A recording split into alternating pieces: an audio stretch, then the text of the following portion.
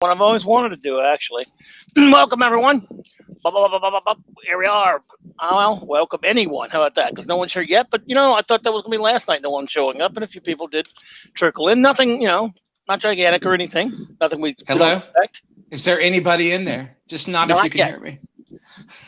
I'm having let's see. I was having a little trouble hearing you there. Say something again. Can you hear me now? How about now? Can you hear me now? It's in and out. Are you on speakerphone or something or what? No, I'm on my earbuds. It's the same thing I've always been. It could be where I'm at. I'm not I am hearing you nowhere at all now. Hang on a second. What about now? Hello? Can you hear me? Yeah, I'm hearing you now. How you doing? You there? Let me see. Yeah, I'm here. Okay, let me do a sound check. All righty, cool, man. Okay, think we're straight right now. It's nice to be able to sound check myself on this thing. Couldn't do it on BTR. It was really annoying. I had to when Tex used to hang out with me all the time. My friend Tex, and he would sound check me.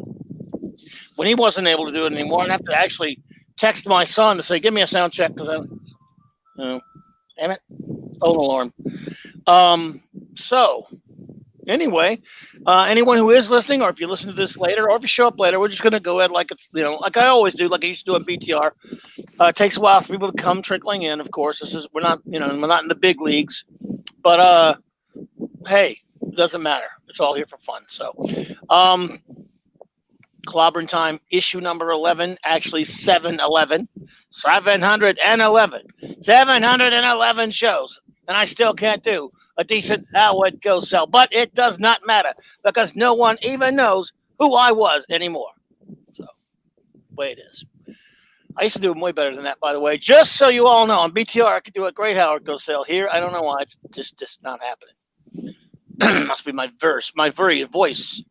But anyway, I want to thank everyone who did pop in last night for my for actually my Death Wish show, because it got me in trouble. I'm probably going to be murdered in Daybell by a lovely lady friend of mine for having Wonder Woman too low on my top 50 list. But I still had a great time in my remaining hours of life. It was fun, and I appreciate my new buddy 24/7 popping up. Speaking of which, I need to put out some more quick notice that we're here because the world needs to know that, right? I want to welcome my good friend who has been here a few times with me before, and he is back. The great, as he is referred to by some true great experts who know greatness because they are great. The great Mark C. Hey, buddy. Thanks. Hi, how you doing? How's it going? All right, man. Great. Thanks for being here, buddy. Paulie's here. Paulie's here. Latino Slant. All right. You are number one, sir, because you're the first one here. What's up? When we doing the stream? Well, Paulie, you tell me. My work, I got to be up at 3 a.m. tomorrow. I got a garbage 15-hour shift tomorrow. Off Tuesday, working Wednesday and Thursday. So some nights I can do it. It just depends on if you let me know what night is good for you. I know I can't do it. I can't do Monday or Wednesday night, but kind of open towards anything other than that, man. So you just let me know, brother, and I will be there. Or if you want to do it here, but I'll come over there. If you're not afraid of me ruining your channel and giving it a bad reputation, I'm game, buddy. And so let me just tell the entire universe what's going on right now. We will get started. And one thing about this thing, Mark, is we were under serious time constraints on BTR with our lists. We did many of them, and then we always had to make them top 25ers. And we had to. You only stream for 2 hours on there. Then you get extra innings. They'll let you go past that, but you're not streaming live after that. It just goes into an archive later. And we would always go way past that. And sometimes people go, "Wait a minute, you're only done like number 3 or 4, and we don't get to hear it live." Yeah, I'm sorry, it's because we took so long. We tried. There were times we were so proud of ourselves. We got it in under the wire at 2 hours, but that was rare. Well, I'm hoping we can do that today because we can just get over to the Inquisition. That way, it won't be a problem. People can go right from here over to Doomcock and Gary. Oh, they probably don't even start till much later anyway. But yeah, but sometimes they start at like 8, 9 o'clock, don't they? I mean, sometimes just depends. I guess. Yeah, I want to say that. Yeah, but Yeah, I love hopefully those we won't guys. go that long. No, man, we got to. We'll move fast. We'll do. Last night I was just kind of doing free form last night anyway, so it wasn't a big deal. But my buddy 24, we had a good time a week before that, also talking comics and having him there. But I could have gone through it faster by myself, but it's never. He wasn't doing the list. He was just there with me, hanging out and riding shotgun there. But when Flash and I used to do these lists, and again, welcome anyone who is here or who listens later. We kind of ran out of lists to do, but after a while, here was the thing about it. The 25, the reason we settled on the 25 number wasn't just time. It was for the challenge of it. And what I mean is, obviously, it's not a physical challenge, but it's like invariably, whatever it was. It was movies, it was TV, Star Trek episode, whatever. And there were many things we did. It was always a matter of, like, one of us, for example, would name an episode or a movie, and you go, "Oh, geez, man, that's a good one." It killed me to leave that one off the list, but you know how it goes. And that was kind of one of the things that we went through there. So I'm sure there are plenty of artists that killed me to leave off, but at 25, I even wrote down 4 honorable mentions just in case we ever. I got a whole list of those. We're gonna do them. There are too many. But again, I'm still more comfortable with 25 in a sense because once I probably got past the 40-something range, a lot of them were like people I really like, but there's some artists that didn't do a whole lot either. Some of these artists, You start the list starts to get a little bit diluted, absolutely, and then you start, you look at great artists, and then there's, and you have to say, you have to look at the list, at least when I was looking at mine, and say, is this somebody that is really somebody I appreciate for their art, or is this somebody whose art I appreciate because of what they are known for having done for the industry, and. So there's a desire to say, well, that person's got to be on the list just because of who he is, and it's like, well, no, because he may be great, but it doesn't mean that he had that influence or that impact on me personally. But yes, there are artists on there that have had some impact on me who definitely. I have five honorable mentions, and some of them I enjoy personally that I just don't think measured up to the 25 on the list, and other ones are on there that I respect and enjoy their art, but maybe not enough to make the list either. Well, that's why I've always called this a favorite list. Yeah, a favorite. No one's, because I always used to when I would put these ads up for the whatever list show I would do, I'd say, like if it was movies, for example, I'd say, what are the 25 greatest movies of all time? Then I would write ... Who knows? How should I know? There's no such thing as either whether you love them or not. It's either so we just go with favorites. I can only tell you what my favorite are, and it's a lot of, to me, it's always that. So no one's wrong. I mean, I could think that an artist is the worst ever, and if you or someone else think they're great. Who am I to tell you they're wrong? It's just what appeals to you, what artist touches you the most. I mean, that's why they're always favorite. That's a little personal if an artist touching me like that, right? I mean, do we really want to talk about that here? Well, there are a couple of female artists that I wouldn't mind, but not many though. But considering what's going on in the industry today, probably best we don't talk about it at all. There's a lot of touchy artists out there. It's a very touchy subject, sir.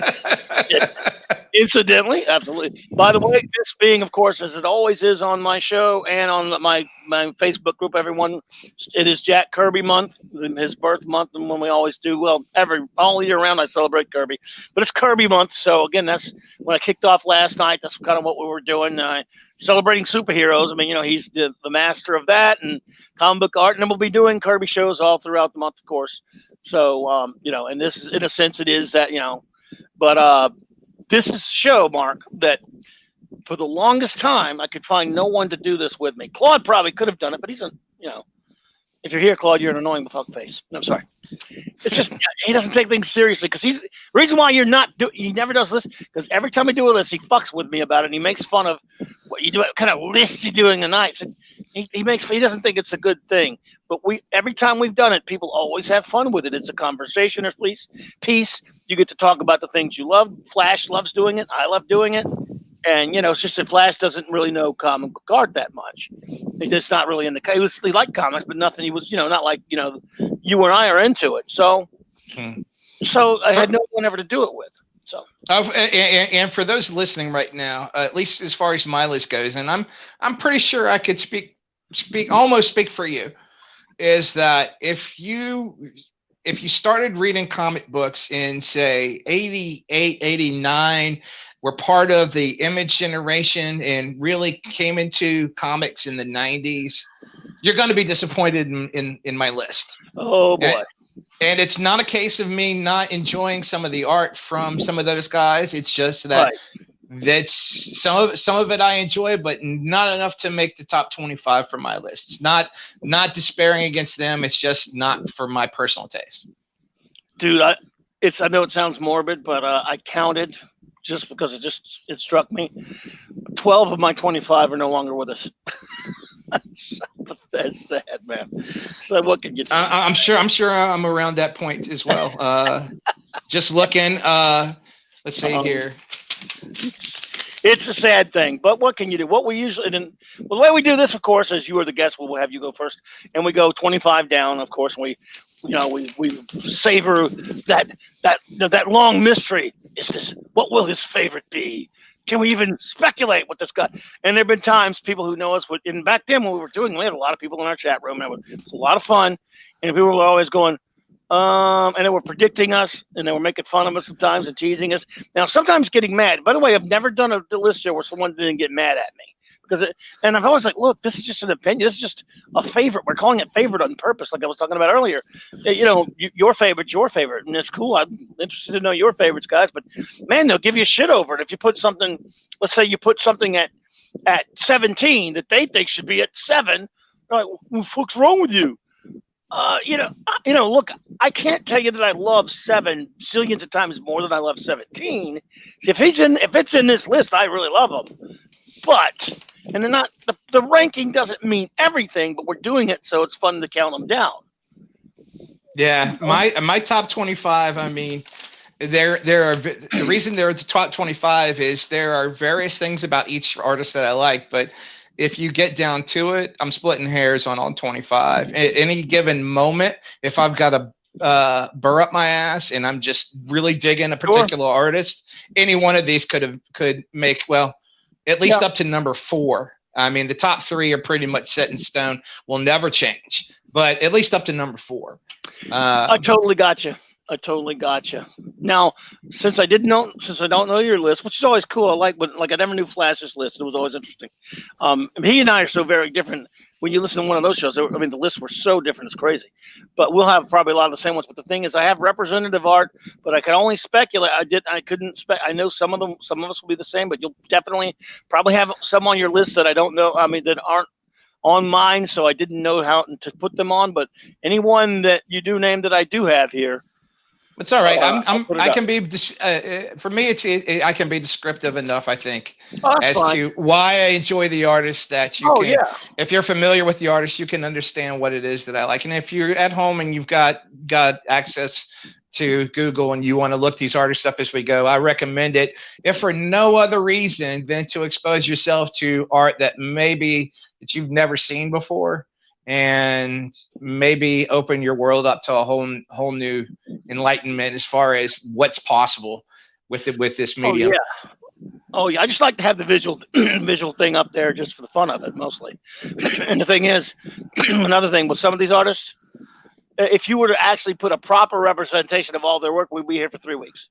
So you just got to put a little taste of it, whether and there's so much, and there's nothing choosing it. Like I want to put a Kirby up here, I want to put a Byrne up here, or a Perez up here.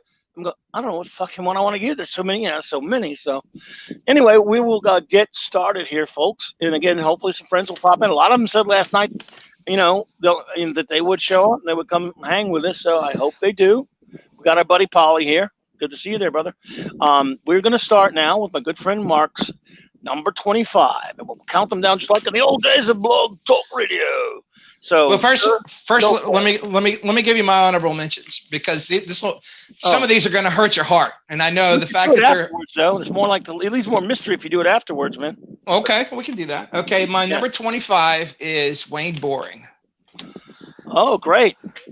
There was when you talk about comic book Superman artists from the 50s, you got basically four guys. You got Al Plastino, Kurt Schaffenberger, Wayne Boring, and Kurt Swan, and they all, if you knew who each other was, then you could tell them apart. But all of them drew that very barrel-chested, very similar Superman. But there was something about Wayne's that I just enjoy a little more than everybody else's, and that's all I can say. He drew him with a very tall forehead. Plastino drew him with a very pointy nose.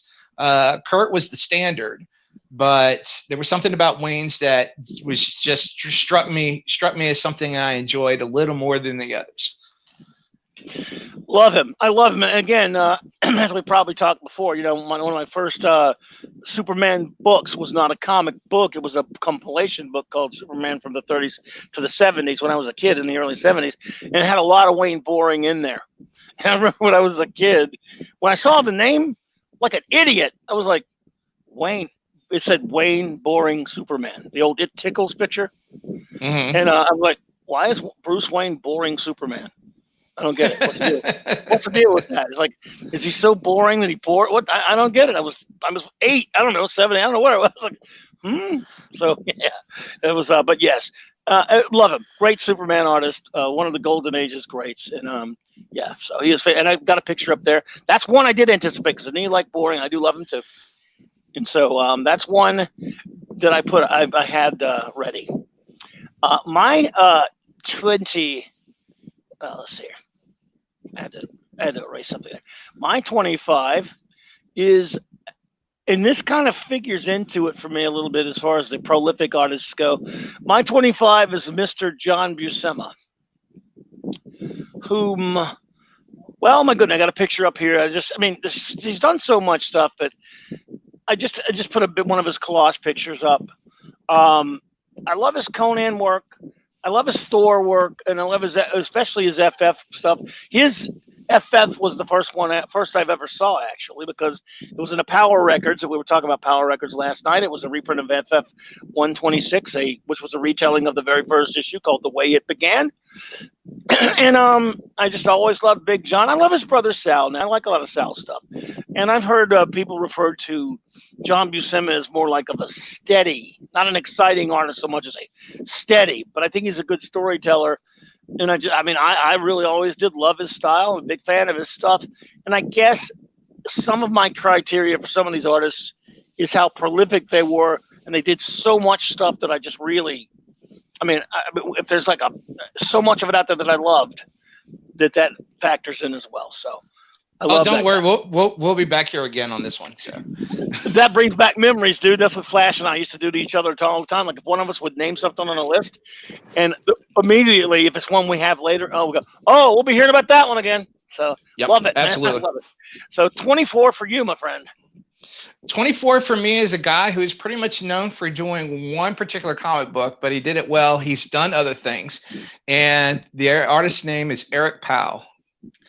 Eric Powell is known for doing a book called The Goon. And Eric has a pencil style that shows through even his inks and his washes that is unlike anybody else that I've ever seen, but it fits what he does. And then when he's ventured outside of that, he did a Monsters Unleashed issue where it was the Incredible Hulk versus Devil Dinosaur. And his Incredible Hulk is very much in the original kind of Kirby style of Hulk with the big brow and kind of the eyes. One was usually a little raised, a brow was a little raised, so you were seeing more of the eye than the other. And it's very kind of the brutish Hulk that Kirby would do. And then he did back in the late aughts, when Jeff Johns was doing a run on Action that was actually really good. It was probably the last time I really truly enjoyed Superman for being Superman. He did I think it was a 4-issue story on Bizarro World. and I really dug his Superman and his Bizarro. And he's got a horror aspect to it that really but it's at the same time it's cartoonish, but it's something to be taken not as a cartoon, but it's there. And he's got a very kind of offbeat sense of humor to his art, and how he storytells, and both in his writing and in his art. I really appreciate what he does. And I've been fortunate enough to meet him, and at least in person. It's not so much fun on Twitter, but hardly anyone is. But in person, super nice guy. You know, I went up to him, and at that point, I had just kind of discovered him. He showed up at a con and said, "Hey, I just kind of discovered you. I know you've been doing books forever, but it just kind of just now came across you, and I was able to get one of these Modern Masters books that." Tomorrow Publishing was putting out, and I said, would you autograph it for me? He said, yeah, sure. Not only did he autograph it for me, but he also did a head sketch in there. Wow. Free of charge, didn't ask for it. He just felt like being nice and doing it. And I was like, wow, that's really classy of you. Thank you so much. Right. So, you know, there's something to be said about the classy ones too, even if online they can be a little prickly, but there's a lot of people that can be prickly online who probably in a one-on-one scenario would be a lot nicer. No, it's very true, man. That's very true. That's what the internet seems to do to a lot of people, I guess. You know? And if you've never read the book, it's free of any modern kind of sensibilities. It's a very just classic kind of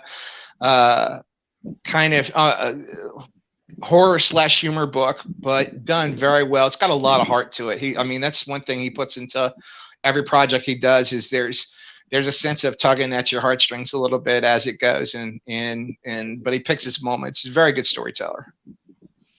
Well, you know, I've heard about the series, seen it, and I never have looked into it, but now I will, man. I mean, cool. It's because if you recommend it, so, and I think I've heard you talk about it before, actually.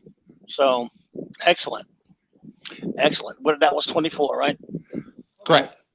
Maybe somebody will come in and listen later. If not, it'll be recorded for posterior. So let's see here. Number 24. All right. My number 24, another gentleman that we rest his soul is no longer with us, Mr. Marshall Rogers. Now, it is, I guess he would probably be a lot higher because his art's beautiful, but he'd be higher if he had more output. You know, unlike Mr. Buscema before him here, or after him in a sense, he didn't do a lot. I mean, what he did was wonderful. So, you know, no complaints. I love it. But of course, his definitive Batman work on Detective, his Mr. Miracle, a little bit of that, and his Doctor Strange, you know, all great stuff. Love it.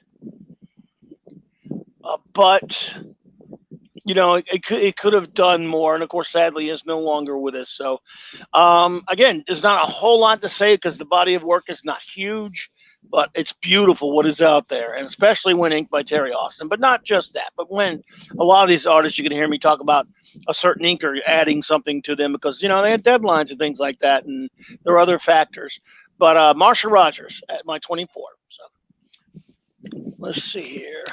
Marshall was a great one.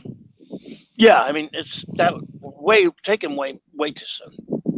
You know, 23, sir. You're 23. My 23 is I don't know. I love his work so much, and if I had any, if anything about his, I'm upset about something that the way his career went is that he didn't get to do Flash Gordon sooner.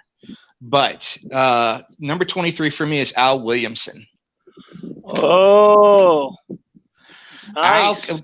Al came in. He was he was actually a childhood buddy of Frank Frazetta, and hung around. I think there was a bunch of them that were 3 or 4 of them were actually artists, and Al came in and was one of those early.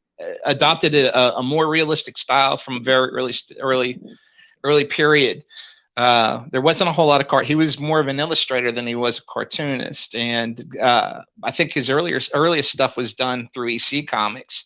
If you ever get a chance, Fantagraphics has put together volumes of the old EC stuff, and one of them's called 50 Girls 50, which was a very famous story within EC Comics. The Weird Science, I believe it was in, or one of the science fiction books, and it was drawn by Al Williamson, and he has a style aesthetic that very much suits science fiction. And he was, I don't know what happened, and it's nothing against the other man's art, but when Mac Raboy was taken to draw Flash Gordon, they should have taken Al Williamson. And as good as Raboy was, I think it would have been a better strip if Al had it from that point on. But because he didn't get to draw Flash Gordon at that point, later on we did get him to draw both the adaptations for Empire Strikes Back and Return of the Jedi. And I don't think anybody has ever drawn Darth Vader or a lot of those characters better than he did. You know, even when he wasn't completely on model, there was a life to the art that a lot of adaptations don't do, because they wind up basically lightboxing from photos to try to get the likenesses right and forget the storytell. But he did both. He did both. He did. And guess what we have here, sir? Either you're quick, or apparently we're going to be back here again. Yeah, we have our first tie of the night, ladies and gentlemen. Yeah. Al Williamson. Oh my God, man! I love everything. I love his Flash Gordon. I love it, which his Flash Gordon adaptation of the Sam J. Jones De La Renna's film is wonderful. I mean, it took me forever to find that. It took me forever to find the album of that. They did it in comic book form as well. And of course, his Empire Strikes Back adaptation, his Star Wars strips. Man, again, one of my favorites. He's done other stuff naturally, of course, as you said. And it's not a gigantic. Actually, he did a lot of inking as well. He inked Kurt Swan on Action Weekly Comics for a while there. I think at one point in time he inked everybody. Yeah, that's true. I mean, he was mainly known, I think, as an inker, but he was such a great illustrator on top of it that I have to include him in my top 25, only because whenever I'm presented with his actual work, I'm just like, oh, he makes me sick. You shouldn't be able to draw that way. It's just too good. It's too good. Too good indeed, brother. I mean, he's amazing. That was 22 for you. 22 for me. If you guys get a chance, follow this cat on Facebook. He is still alive. He puts out videos where he does tutorials while he paints and kind of talks to you while he works. And so 22 for me is the dude, Nexus artist, Steve Rude. Whoa, man. I don't know how to tell you how much of an impact he makes on what I love about comic book art, because he has a painterly style. He has an illustrative style that very much is for somebody of, I mean, he's kind of the older of the newer guys, even though he's been around since the early to mid 80s. He's always drawn like an old soul. It's the only way I know how to describe it. Nobody draws or paints like him, but everything that he does has a sense of it. You know, the World's Finest miniseries he did with Batman and Superman was amazing. The crossover he did with Superman and the Incredible Hulk, also amazing. And all of it just has a very old school, old soul sensibility to his work. Consummate storyteller. If you've never read Nexus, you really should. It's an amazing book. And another gentleman when you get to meet him up close and personal. Super nice guy. We could hear from him again. You never know. Maybe. I love him, man. That's great, dude. That's 22, right? Yeah. Rude. Well, we'll talk about him in a minute. We're getting there. It'll be soon. Yeah. Spoiler alert. My number, where I'm at, 22, is a Mr. Walter Simonson. Some of you may be familiar with his work. one of my favorites of his early work is, of course, his Manhunter, which was a backup in Detective Comics. Interestingly, he was chosen to do the art for the X-Men Teen Titans crossover, which the cover's really nice, as I'm displaying here. The interior, it's okay. That should have been a book done by Byrne or somebody like that, but things were going on at Marvel, in DC at the time. Yeah, whatever, but still great stuff. But I think it's weird because he did a lot of other stuff too. Of course, he's probably most famous for his Thor work, if you see here. But I think what I love most about Simon, or my favorite Simonson work, and a lot of people would say Star Wars, and it was great. He was great on Star Wars, but I'm a weirdo, I guess, because I love the old show of Battlestar Galactica, and I loved his comic book work on it. I had a subscription to that comic when it came out. It was beautiful, and he actually wrote it because he was, of course, a writer as well. So, Mr. Simonson, very interesting, very out there, kind of a exaggerated style, but I love it.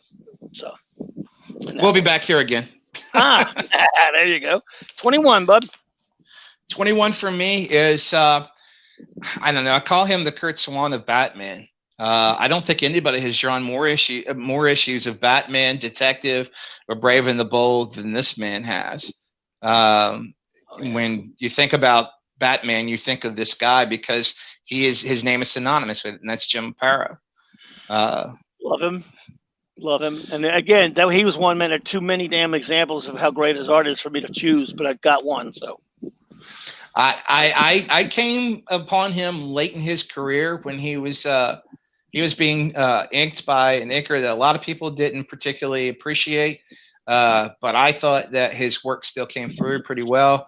I've learned to enjoy his work on Aquaman. And on top of that, went back and have gotten a lot of the old Brave and the Bold books that he did. And once Batman had been reestablished as far as how this is the new motto on how to draw Batman, that was really done by Neil Adams.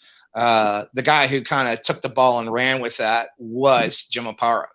And for years, that was the standard on how Batman looked. And, very dynamic artist, very great storyteller, knew how to play with the cape, knew Gotham. He knew how to draw everybody. And I never saw a book that I hated that he drew. Never. Same here, buddy. Love him. And, I got a feeling we could be hearing about him again soon. So here we go. Love Aparo. 21, right? I keep losing the number. Mm-hmm. There we go. Yep. I always do that. I do that to Flash every time. 21, we just talked about him. We just got through talking about him, the dude, Steve Rude. Wow. Just doesn't cover it. That's like, there are too many different. When you want to find it's impossible if you need to find the representative example of his art. Nexus is, of course, a great book and wonderful work by him. I love his superhero stuff. God, the painting, everything about him. And you're the artist here. I'm not an artist. It's amazing how not only good of a painter he is, or how good of a penciler he is, but he's great. There's nothing he can't do. You look at stuff where he's actually looking at a photograph and he's looking to do likenesses and doing, kind of portrait work. It's amazing. As far as being able to be a good storyteller, panel, page to page, sequential art storyteller. He's great at it when it comes to actually drawing and painting superheroes. It's almost like he says, okay, let's go back to the beginning and what's the core of the superhero that made that look iconic from the beginning, because his Superman has got a lot of Joe Shuster in it. It's got a lot of Max Fleischer in it, but it's got a lot of Steve Rude in it too. And, there's nobody, not many out there anyway, who pull that off. And he does it better than I think anybody. Yeah. Oh my God. And again, he's shite. Fucking Claude is texting me. He's oh God. Is he making comments on our list? No, he's at Second and Charles. Found a figure that I want. Asked me if I want it, and he's always doing this to me. You see something somewhere? You want this? Damn. So It's a Luke Skywalker Black series from New Hope. I hate saying New Hope, by the way. It's a pet peeve. Where were we? Tell me if it finds that Bespin Han or Bespin Luke on the retro card back in the 6-inch series to grab those for you. Those are cool. The retro, I've seen those. No, I think I've seen those. Maybe not recently. Yeah. I like them, but man, you start going down that rabbit hole, and the next thing you know, it's $20 here, $20 there. Yeah, I'm telling them no, because it's, even though it's $14.95 for the Black Series, but it's a pretty good price. That's nice. Yeah, absolutely. But you're right, though. You get down to I'll want them all. Instead of telling him to go screw himself, I just told him I told him thanks. But this means the same things from me to him. Oh man, we're at number 20. One piece, sir. And is it my turn? Oh, it's me. No, I believe it's me. Okay, we just did Rude. Okay, so you're up, brother. Get out there and swing 20. Okay. All right. He's sadly he hasn't done a whole lot of comic book work, but he has done comic book work, and I love the work he's done. But he's probably mostly known for his animation work, and that is the great Bruce Timm. You were going to have Bruce Timm, and I went to pull some up, and I didn't get it in time. But I'll get because I knew it was going to be on your list too, and so my bad for not. I was trying to anticipate certain people that you would have. So Bruce has managed to, and first of all, he is actually a really good storyteller in his art. But even in all his comic book work, his style shines through. It doesn't lose anything in translation from animation to this page, and he has managed to distill these characters down to their essence and stripped away all the excess and just giving you the story. And it's it's just fun to look at. I don't know how else to say it. I just love looking at his stuff. Yeah, it's amazing. And I love it too. Like I said, but as you have said, he hasn't done a lot of comics, but he did Mad Love, of course, I think, right? He did Mad Love, and he did a Harley and Ivy story. He did a story for what was it? Batman, the Captain America, when they were doing the red, white, and blue, which most of that's garbage, but his was actually pretty good. But he's actually, his first ever comic work was the little mini comic books that you would get inside the figures with He-Man and the Masters of the Universe. He did a lot of those. But yeah. It's terrible work. I mean, for working that small and being that young and not having even a lot of animation training at that point, it's pretty barbaric stuff for him. But it's still fun to look at and to know that it was him that did it. Yeah. And again, of course, he also gave us, well, I mean, if he belongs in the Hall of Fame for nothing else, for giving us just some of the greatest animated series of all of them. I found his art there, and giving us Batman the Animated Series. I mean, we owe him so much just for that alone, and the other Timmverse books as well. But speaking of which, while we're here, because I don't know if we're going to come back to this, probably not, but while we're here, Justice League and Justice League Unlimited were already digital when they were created and have been put out on Blu-ray. And we've had Batman Beyond remastered, and it looks beautiful, and it's put on Blu-ray. We've had Batman the Animated Series remastered and put on Blu-ray.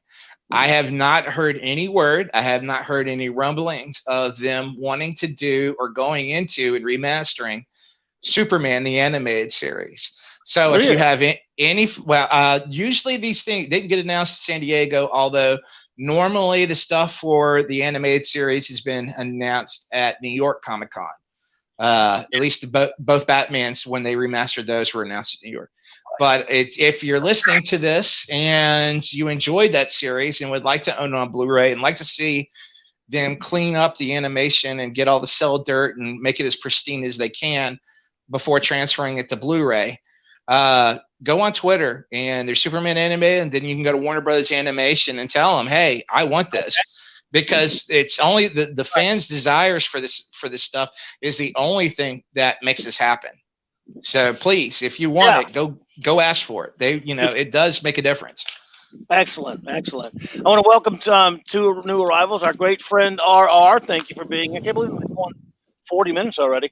And a new friend just popped in. Splash Page Comics. Welcome to you. It's great to see you popping in on us. We're doing, of course, we're here with the great Mark C, and we're counting down our top 25 all-time favorite comic book artists, and rolling right along here. And I thank you for popping in. Thank you. It's great to see you. Where are we bees now? We are at your number 20. 20. I'm glad someone around here can count. I sure can. My number 20 is, this is similar to what I was talking about earlier about someone having so much work. Picking one is just impossible. The great Nick Cardy, ladies and gentlemen. My God, to me, I love his interior work, but there's nothing like a Nick Cardy cover. Of course, it's silver and it's bronze. It's mostly Silver Age, but it's also Bronze Age. Man, he was so prolific, and he was fast, what they say.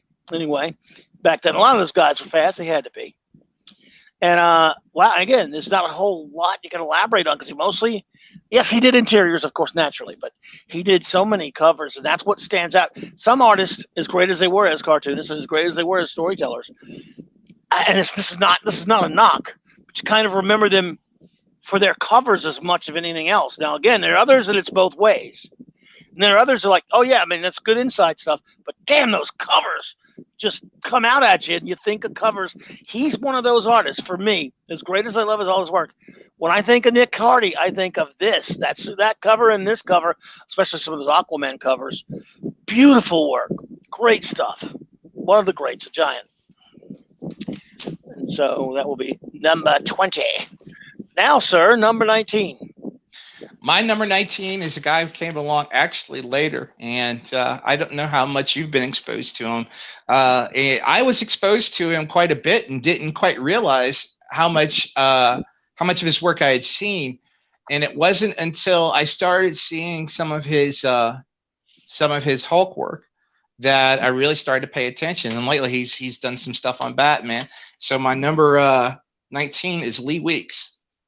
I like Lee Weeks a lot. Yeah, I did not anticipate. I should have been. I know you've mentioned him before. I'm sorry I didn't anticipate him.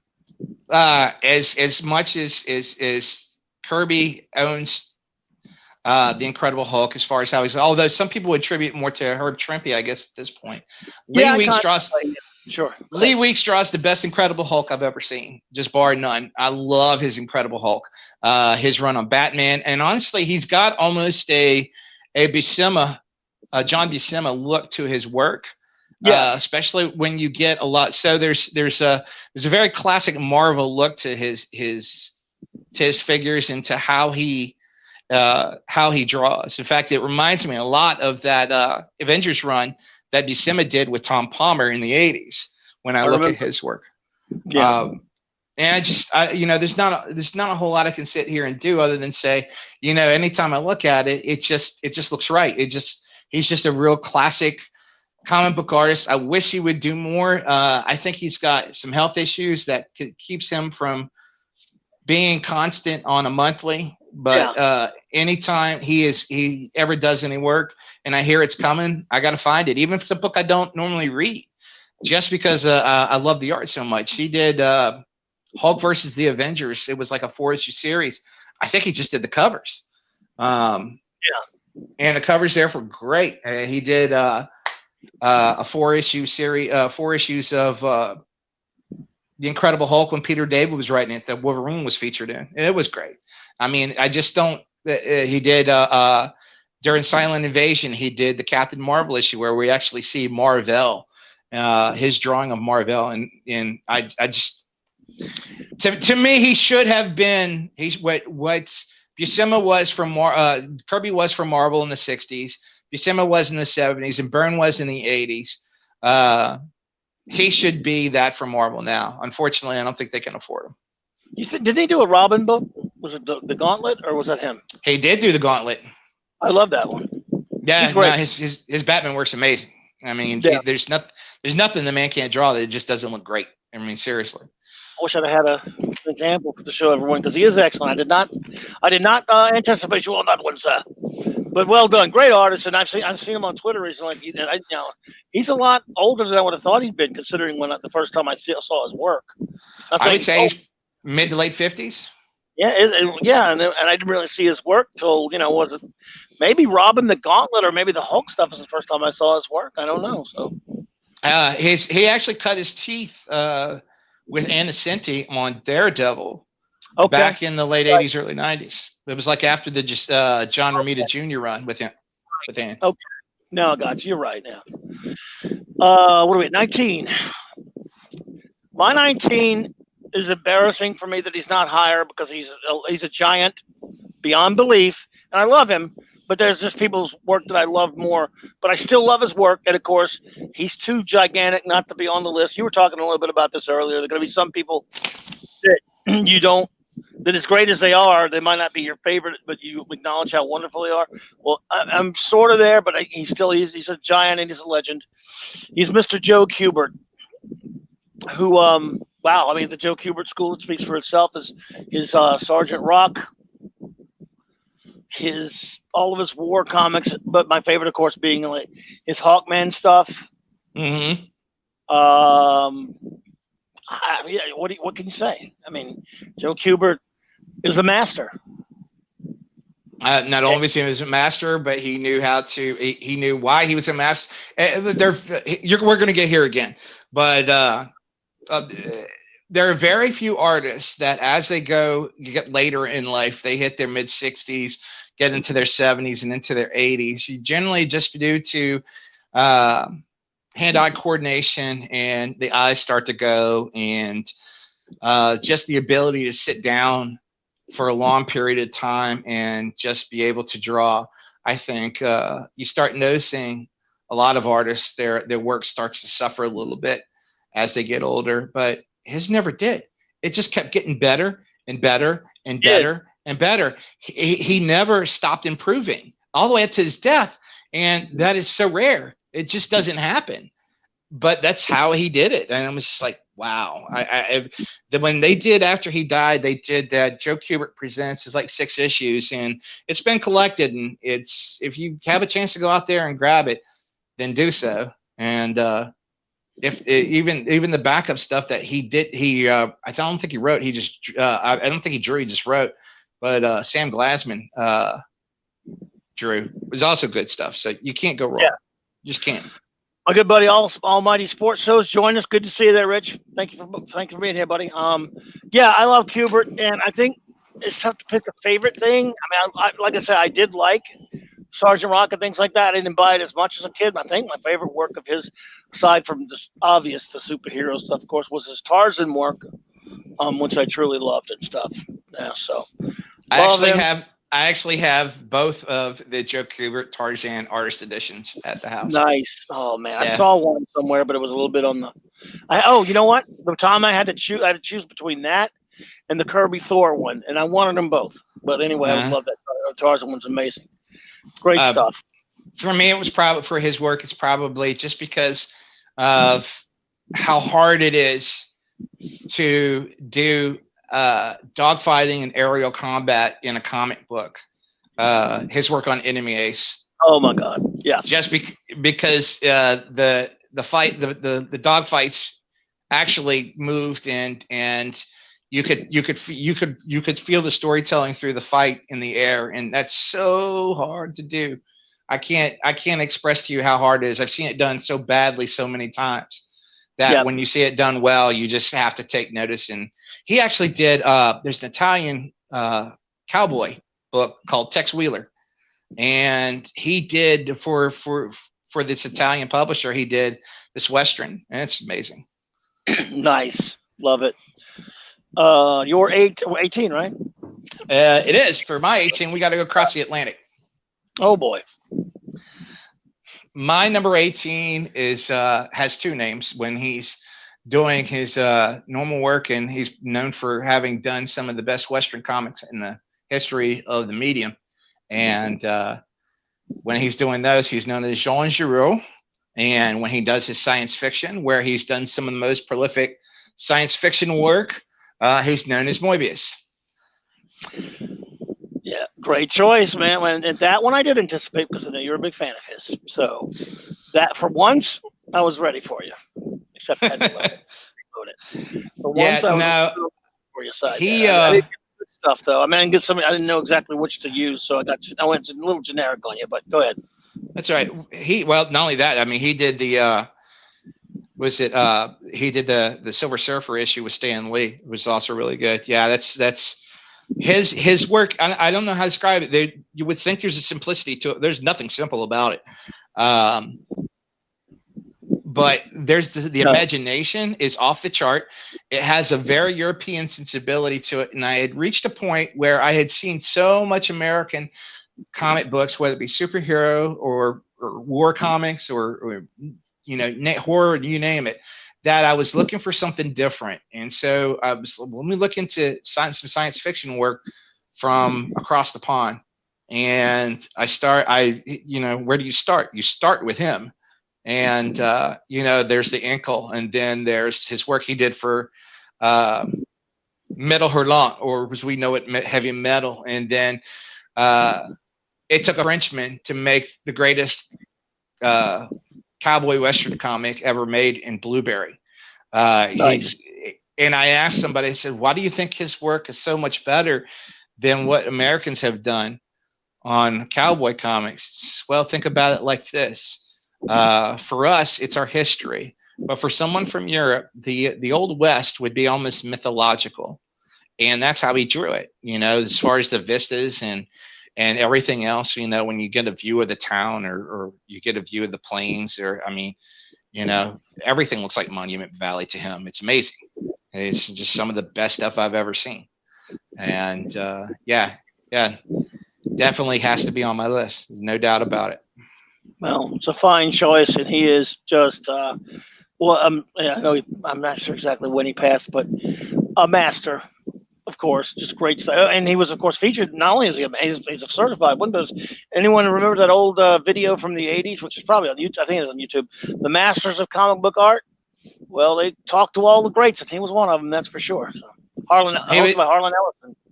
He also is responsible for doing a lot of work on for film, as far as like conceptual art. And there was the Dune movie that who wound up being his collaborator for a lot of stuff. It was Alejandro Jodorowsky was going to do Dune and got hold of Jean Giraud to do the conceptual work. And then he wound up doing conceptual work for Tron, and he wound up doing conceptual work for The Fifth Element, which you can see him and another French artist who isn't on my list only because I don't know. There was just too many. But Jean-Paul Mézières, who does the Valerian books, the two of them are very much responsible for the look of The Fifth Element. Nice. Wow. Damn. Now we're what? Where are we? 7. No, it's 18. You're 18. 18.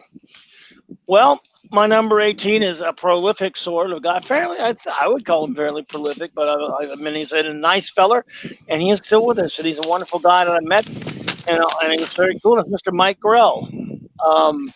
Another one that it's tough to me to pick a favorite of his. I love this Green Lantern, Green Arrow. He was but since I'm a Legion freak, I really do love. He's one of my favorite Legion of Superheroes artists.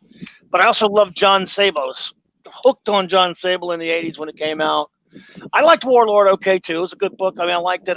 What I've read of it, I didn't read it for long. I don't have them all, but I did read it a while, and it was good stuff as well. So yeah, I mean, hey, Mr. Grell, sir, on my list of lists there. Green Arrow, The Long Bow Hunters, probably some of his best actual artwork. Oh, yeah. I'm actually in the process right now of little by little trying to pick up the entire run of Warlord. Nice. But I haven't touched it yet because it's like, no, I don't want to start and have to stop and say, well, where am I going to find this issue, and then have to go try to hunt it down. I want to get them all before I start because I don't want to miss a beat. He did it a good while, and then I think Dan Jurgens or somebody took over. But yeah, Jurgens took over. He continued to write it though. Yeah, yeah, that's true. Yeah, there you go. 17, my brother. 17 for me is actually was a student of Mr. Bruce Timm's. I wouldn't say student, but a collaborator, somebody who worked with him on some of the Batmans, definitely on some of the Supermans, and then was pretty heavy duty with him on Batman Beyond, and hasn't done a lot of output in the comic book field, but there's nothing he hasn't done that I wouldn't say isn't just some of the greatest comic books ever made, and that's Mr. Darwin Cook. Nice. He is amazing. Love him. Well, I mean, I know he's gone, but I love his style. Love everything. I mean, he was, man. Do you have a favorite work by him? I mean, it's so much stuff, man. New Frontier. It has to be New Frontier. I mean, let me put it to you like this: if anyone's out there listening and you don't have DC Justice League's New Frontier in your collection, I don't know if you can really call yourself a comic book fan. Oh well, I'm guilty. I'm actually shunning you for not having it in your collection if you don't. I love it. I have a problem with it though. What's that? The story bothers me. There's just something in the story that pissed me off, but I still love it, and I even like the movie they did. So I love his art. Well, that garbage with Hal Jordan being a pacifist who wouldn't shoot a fire on the enemy in his plane angers me to a point that it just drives me crazy. We don't have to get into the big argument about that now, but I still love it. I think was a wonderful artist, and I love that book. So I just don't have it right now. I read it. I forgot whose I read or something. But it's great. I have all the issues. I have all the issues, and then I have I have it in trade. I have the deluxe trade, and I have the absolute edition on it. And if they would release it as an artist edition, I'd buy that too. I guarantee that I will own it one day. Then there's the he did was it Batman Ego? He did Catwoman When in Rome. And for those of you who enjoy reading novels, Richard Starkings, who's known for doing the Parker books, he actually unfortunately died before he could get around to doing them all, but he actually did 4 of the Parker novels and for IDW, and he has a graphic sensibility that's second to none. I mean, I just love his art. I wish I could. It just hurts to look at it and say I can't draw like that. We lost. I mean, just a master. There was again, and he was the thing about what's great about him is he's a modern master, not like somebody we were talking about from 40 years ago. If he were doing stuff right now, I'd be happy. Oh yeah, no, fuck cancer, man. Seriously. Yeah. Yeah, F it in the face. Fuck the fuck out of fucking cancer. But he's great. I love him. So, and again, I guess I just never got around to buying it because I read somebody's. I want it, and I will own it, and I'll try to get back my status back one day, brother. I promise. Yeah. You again. Yeah, this might be the last time I can talk to you. I don't know if I can handle this. Well, I'm about to fail you big time with this next one.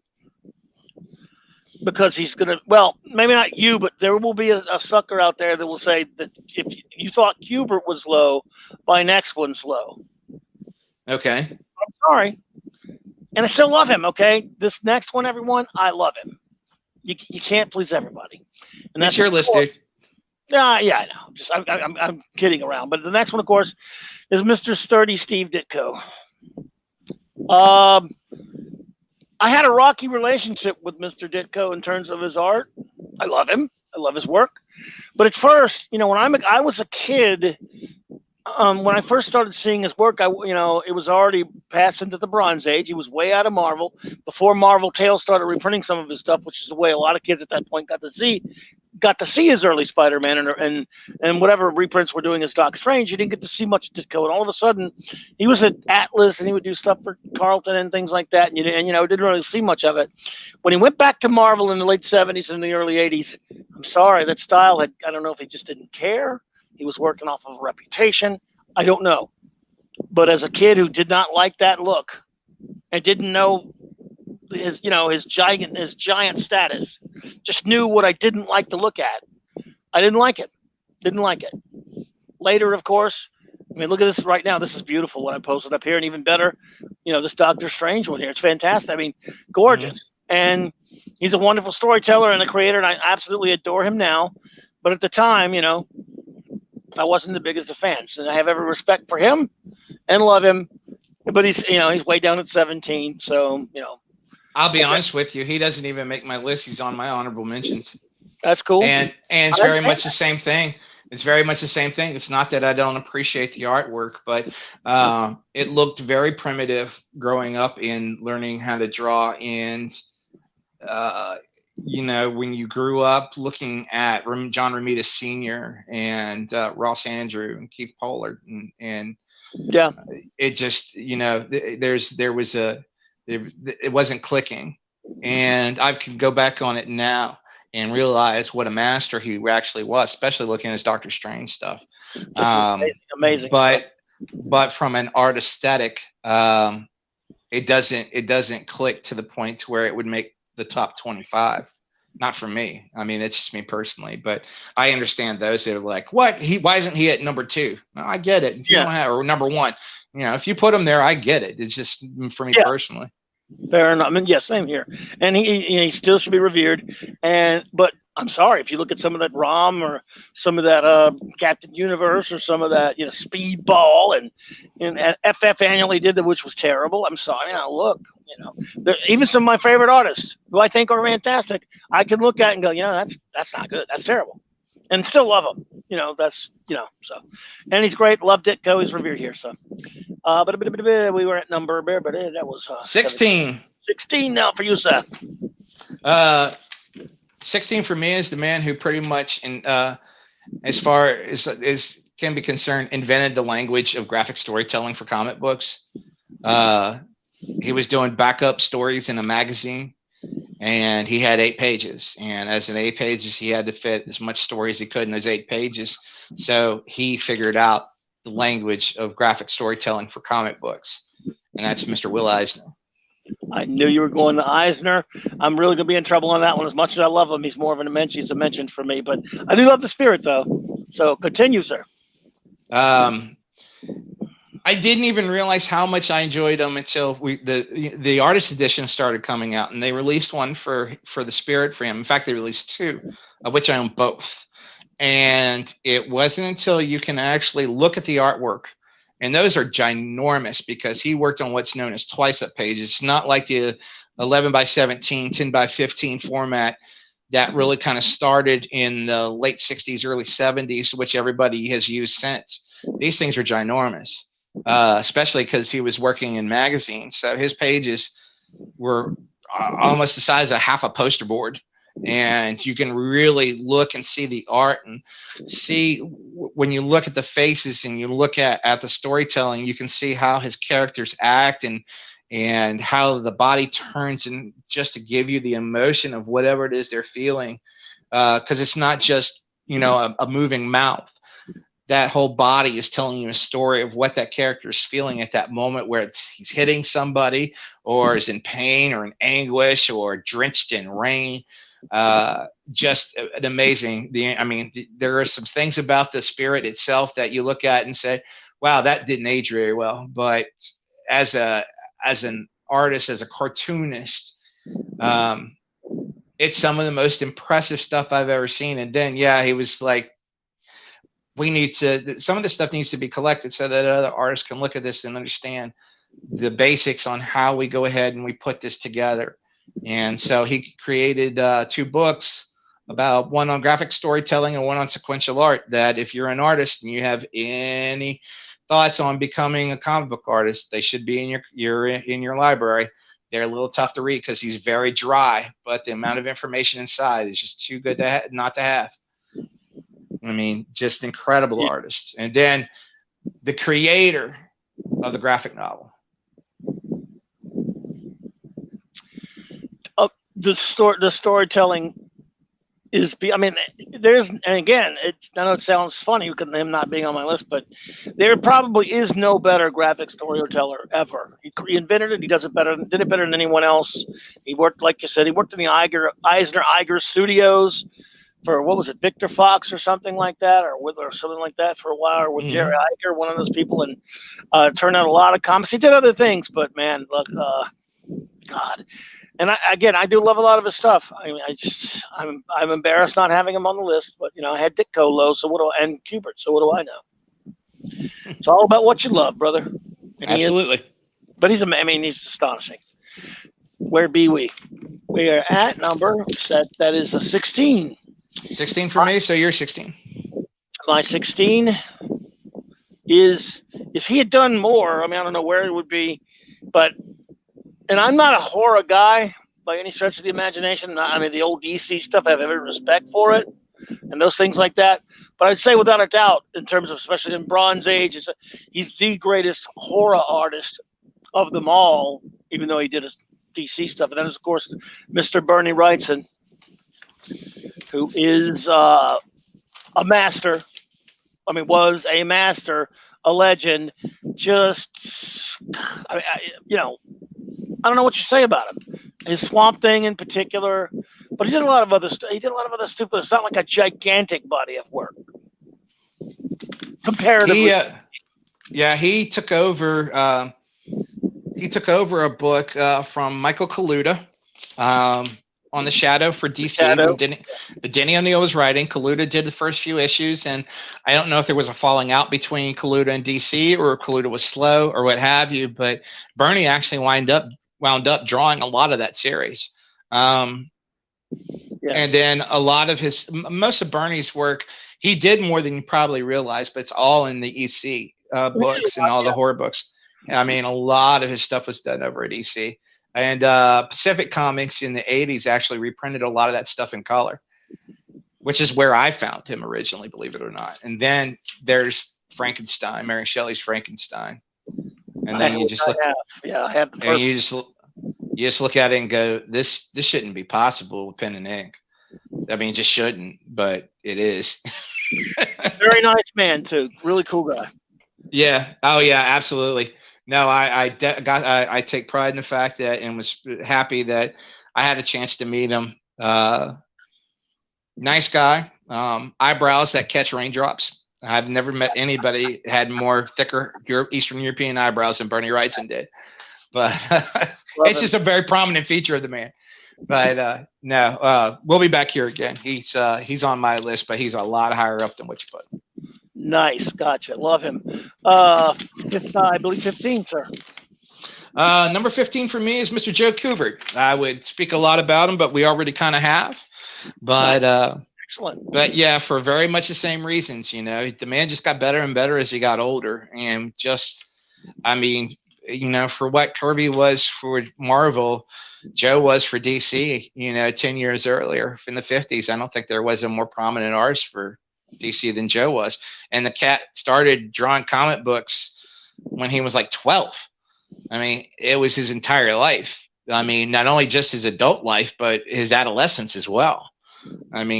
It's just always what he did. And yeah, it's to the point to where it's like, I'll open a school and teach everybody else how to do this. And yep. I tell you what, if anybody out there really wanted to be impressed about what that school did, I don't know about today, but look at the original class that came out of there, the first class to come out of the Kubert school. Yeah. And it'll blow your mind who came out of there. Is it still out? Does it still exist? Are people actually even bothering to learn how to be great cartoonists anymore? So the industry doesn't bear that out. So does anyone go to the Kubert school anymore? Is it around? Last I heard it was. I know they have you can do it through correspondence now. Okay. I think the idea of moving to Delaware became kind of problematic to a lot of people, and they thought they could expand and maybe get more money if maybe they offered it through correspondence. And so, yeah, you can do it. You can actually order a package to, kind of do the University of Phoenix thing through it. But, these days, especially Marvel and DC, really treat comic books like, remember when you used to buy the toys and there'd be the little catalog in there of the other toys you can buy? Yeah. That's what a comic book is to Disney and to Warner Brothers today. That's how they look at it. It's just an ad. True. Yeah. And so, yeah, you got a lot of cats on Tumblr who probably, I mean, there was an article, what's his name? The communist who was drawing or was writing G.I. Joe, Aubrey Siderson, was talking about how when he started in comic books, he was making $26,000 a year. And then after 4 years, he had moved his way up to $31,000. He's living in New York. And I'm just like, I can't live on cat food. I'm sorry.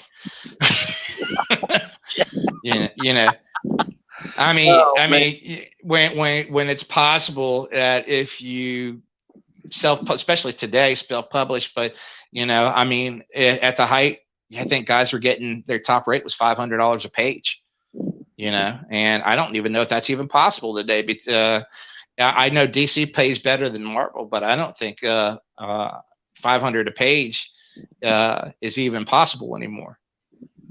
So, it really, if they produce a better product and they can start selling more books, maybe they can pay these people more, but they're going to have to, it depends on whether they want to keep publishing or not.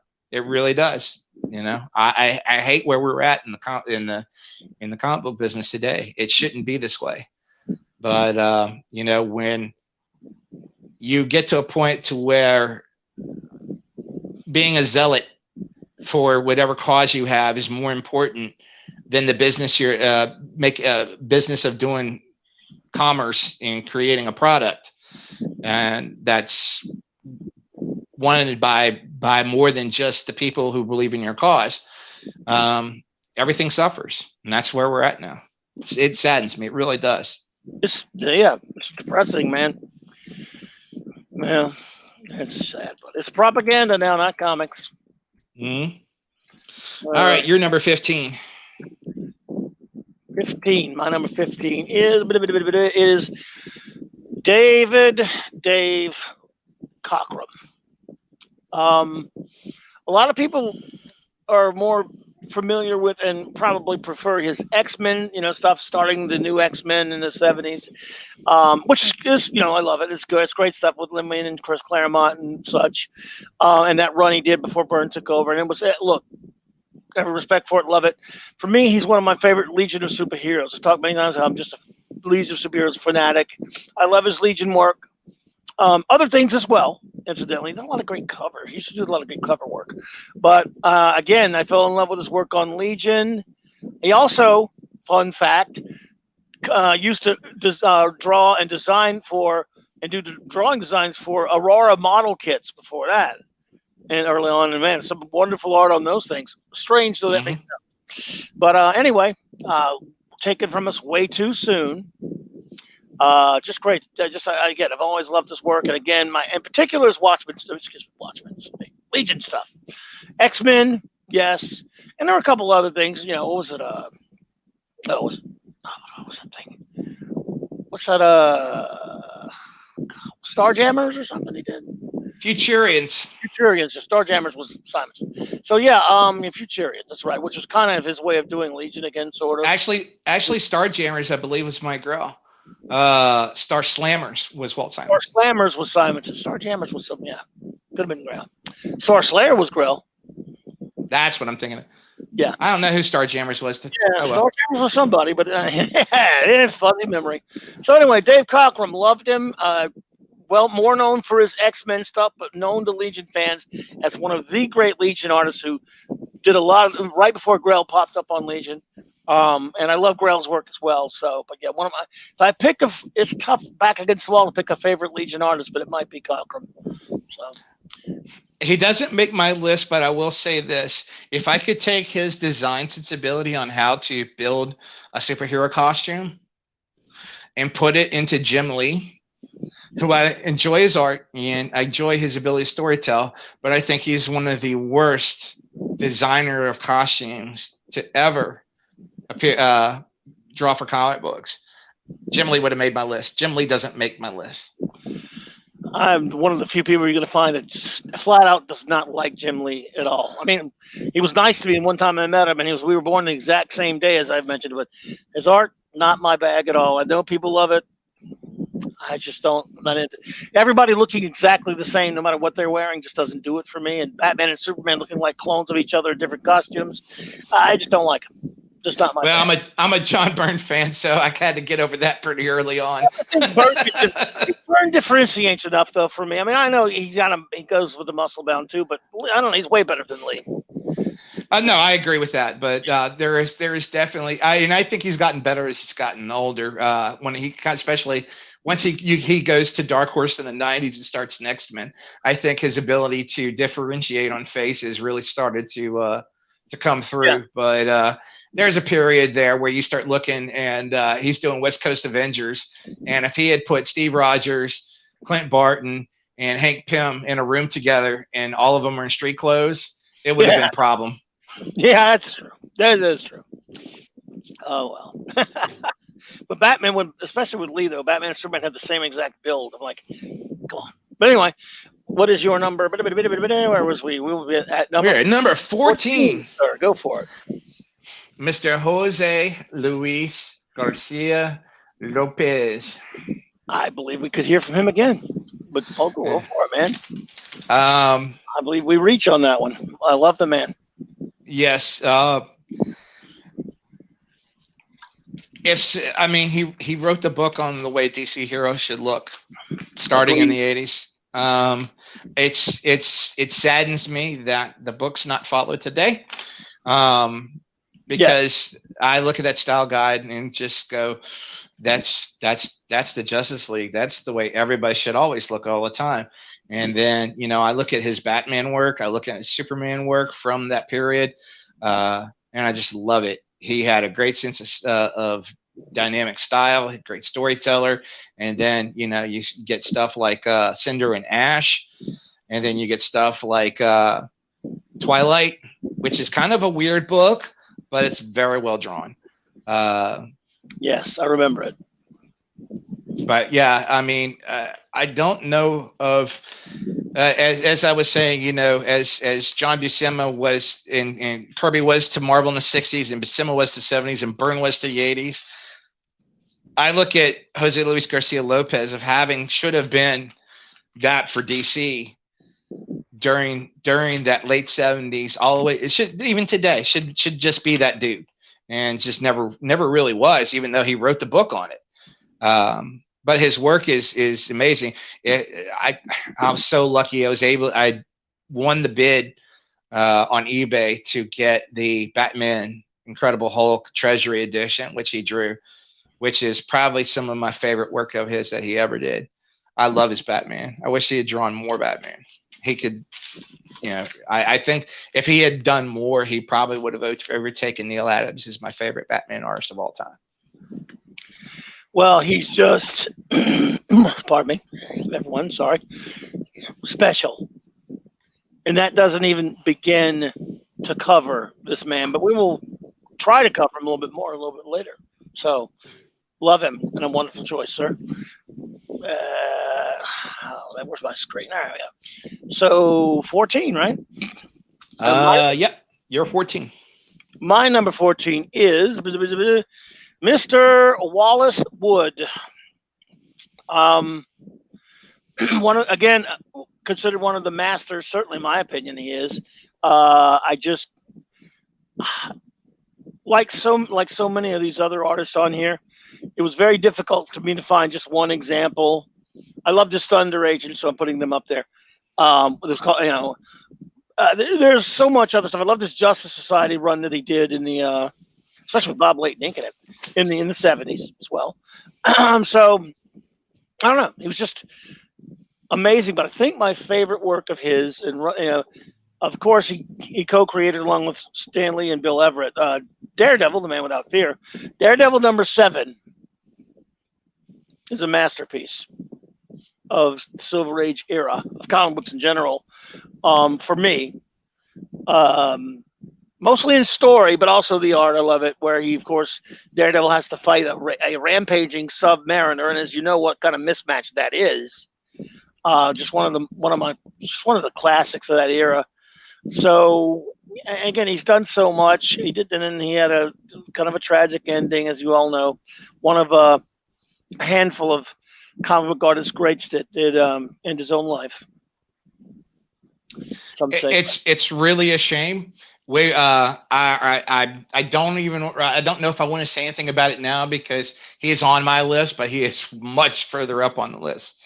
But I will say this: recently, I put out a poll on my own work on a comic book that I'm slowly working on. In fact, I just had to shit can about 7 pages of it. Wow. I was kind of looking to do it in sort of a Bruce Timm / Alex Toth animated style.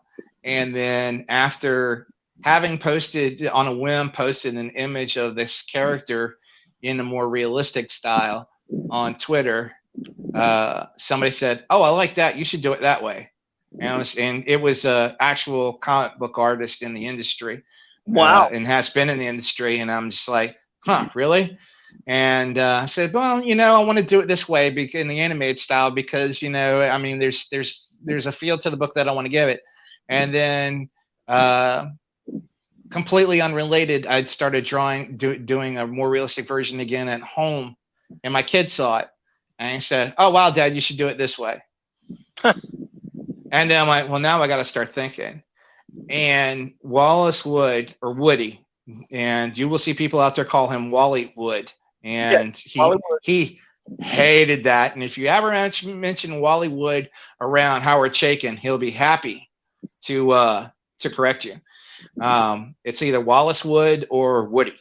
And the stuff that he had done for EC Comics, he is probably the greatest science fiction artist to ever pick up a pencil and work on a comic book. His stuff is amazing.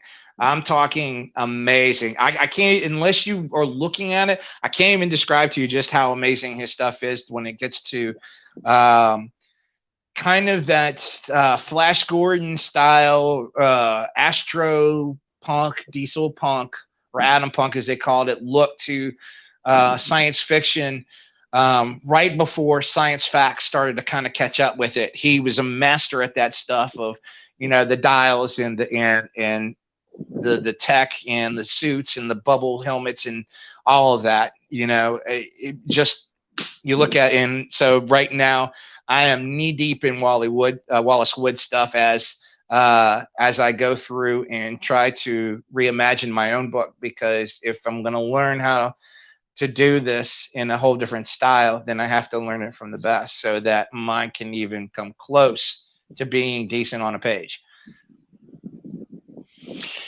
Well, that's a lofty one, and that's a great one to learn from, because Wallace Wood, God, it's just incredible. And man, he also gave us one other lovely thing: Power Girls boobs. So, well, there's if you are an artist, there is actually something you go on there that you should print out, cut it out, and paste it onto your drafting table or your drawing board or your desk or wherever it is you draw at. And it's called 22 panels that will always work. And basically, if you were ever stuck and can't figure out what panel you need to put on a page, depending on whatever it is that you've already put down there as you lay it out, these 22 panels will get you out of a jam. And he is well known for that, and he's known for having taught a lot of Bronze Age artists. Chaykin was definitely a disciple. Bob Layton was a disciple. I believe Dick Giordano was a disciple. I mean, the list of amazing artists that Woody taught is long and distinguished. Indeed. Yeah. Absolutely. Well, we love him. He's great. And we will talk about him again for a bit, sounds like to me. Number 13 for me, of course, is Mr. Alex Ross. Yeah, I know a lot of people don't go with that painted style, or whatever, painted funny books or whatever, but I'm sorry. I love it. I just think I've heard people say, well, it's not really like a comic book, is it? It looks more like it's painted, it's art, it's on a page. And, a lot of people have tried to rip him. He does it better than anybody, I think, anyway. And yeah, I mean, Marvel's Kingdom Come, Justice, a few other things here and there. And yeah, he hasn't done a lot, but he's done, certainly enough of a body of work. And just his work in general is always beautiful. And he may be whatever he is in real life, who cares? Yeah, I make no apologies. Love his work. It's the only reason to buy a Captain America comic book right now. I wouldn't buy him still because of the filth at writing it, but I agree with you. Those covers are incredible.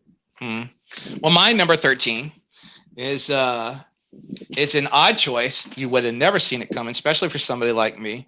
Is Milt Kniff. Terry and the Pirates. He's a great one. Oh man, well, there's nothing wrong with that, brother. I wish I'd been ready for you. I'm surprised. Nice. Well, I've never been a huge fan of Terry and the Pirates, although I respect what he did. For me, it was Steve Cannon. Yeah. Well, yeah. I hear you there. Steve Canyon. I was able to get a hold of the early stuff and read how that story started, and it's amazing to me how much he would put into 4 panels. That's all he had most of the time was 4 panels, and just a great storyteller and a cartoonist and illustrator. I think he could have been an amazing illustrator. I've never seen him try to do illustration. I only know him from his new strip work, but there was a sense of fun and danger, and without ever being too heavy, that he was able to pull off that. I don't think anyone's ever really done better. Toth comes close, but Milt's really was probably one of my favorite new strip guys to ever pull a pencil. Yeah. Well, very respectable. Great art. Great. I guess it was mostly strips, but later, of course, when I started seeing them in the 80s or whatever, Kitchen Sink was doing a bunch of reprint mags of them and stuff. So that's how I first was introduced to Kniff. I never got any like you. I don't think I ever messed with Terry and the Pirates that much, but Steve Canyon, I did see a good bit of. So yeah, quite respectable, and a great artist, and a legend. A comic strip legend for us, absolutely. So let's see here. And I should have anticipated it, man. But where are we at? No, you didn't see that one coming. Not too many people know my love for Kniff. But I did put him on the honor. I got you wouldn't bet how many people I got on the list of honorable mentions, and he's on there. So yeah, I got him on there. Anticipated him. My number 12. Is he low? I don't know. He's fantastic, but man, when you get into this lofty, air right here, and he is none other than Mr. Jim Starlin. Love him. I mean, again, he's another one of those, like, where do you start? But his Captain Marvel stuff, of course, is Adam Warlock.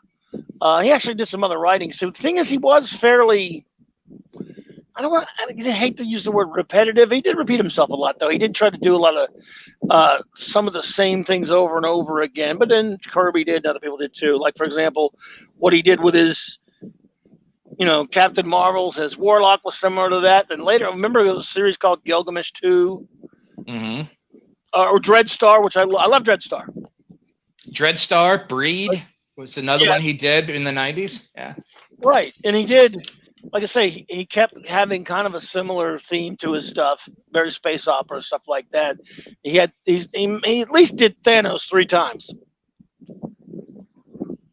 Yeah, well, I mean, he just did a trilogy of graphic novels that they were all on Thanos, that he almost didn't finish. Yeah, but I mean, he kind of ripped his own character off of Thanos a couple of times, like in Dreadstar. Basically, Dreadstar's fighting Thanos. Yeah, or a character much like him. In Gilgamesh 2, same deal. And he may have did it more than that, but which is fine. It's not a knock. I'm just saying. But I love his art. It's beautiful, man. It's just Starlin covers, Starlin crowd scenes, and if I'm up against the wall picking my favorite Starlin story and comic ever, for me, it's probably The Death of Captain Marvel. It's a good one. It's just, oh man, I don't know, man. That's probably it. It's There it is there. I'm remiss in my duties there. And anyone looking at this, if you see the back cover of The Death of Captain Marvel, can you find the guest star from another company in there? If you get a chance to look at it. I'll spoiler it because you can barely see his face, and you will not be able to see it on this screen anyway. But yes, a head peeking out from behind all the Marvel superheroes does belong to a dude named Superman. He showed up for Captain Marvel's funeral, which was very nice of him, I thought. Yeah, I thought so too. Very cool. Cross company lines for that sort of thing. Your number 11, sir. No, it's my number 12. We got flopped around, but it's okay. Did we? Oh, yep. Shit. Well, you tell me. I'm sorry I jumped on yours. It's not that big deal, man. Dude. God, well, you go with your 12 and 11. How about that? Okay. Well, my number 12 is, and God, it almost hurt to put him at 12, is Dave Stevens. And the only reason why he's probably not in the top 10 or even in the top 5 is just there's not a whole large body of work from him. No, there isn't. I love him though. But I mean, it's Dave Stevens. I mean, I don't know what else. No. He is single-handedly responsible for bringing Betty Page back into pop culture. No ifs, ands, or buts. It's Dave's fault, or Dave's the one that did it. So if you love Betty Page, you can thank Dave Stevens for it because he's the one responsible. He is the one responsible for it. And my understanding is that work on The Rocketeer was slaved over. It was a bear to get out, and he was glad that it was done, even though he loved it as much as he did. But he was absolutely a perfectionist. And just the number of covers that he wound up doing along the way, you just kind of looking, just like, yeah, he's amazing. I don't know what else to say. He was great. And there's the only reason he's not on my list, because I love him and I struggled with it, was that, again, he did not do a lot, and he only did one comic, really, pretty much. I mean, there may have been something else he stuck out there.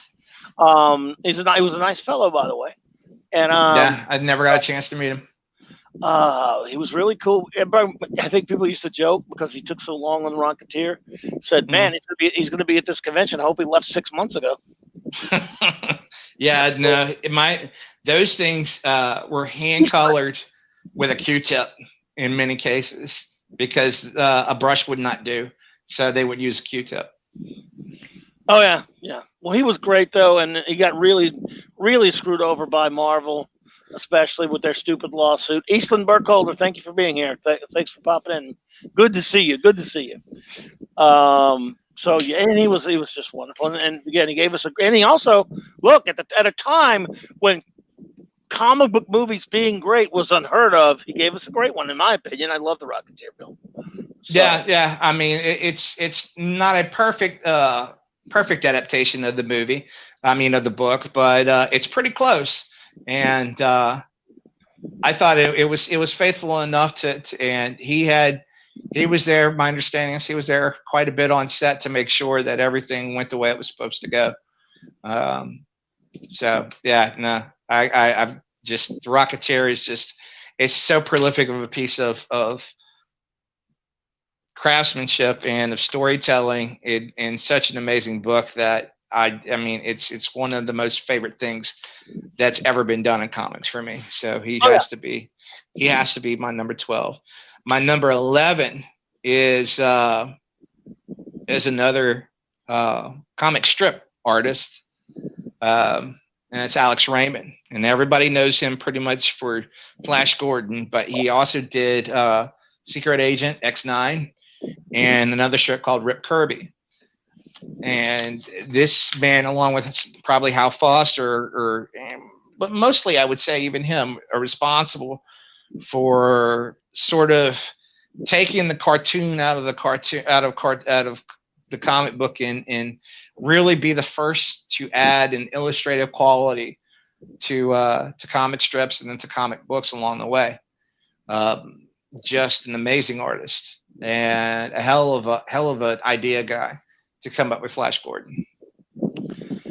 I love him, dude. It killed me to leave him off, but there were other people. I mean, oh my god! In fact, I should have put him in the way close up to the top 10.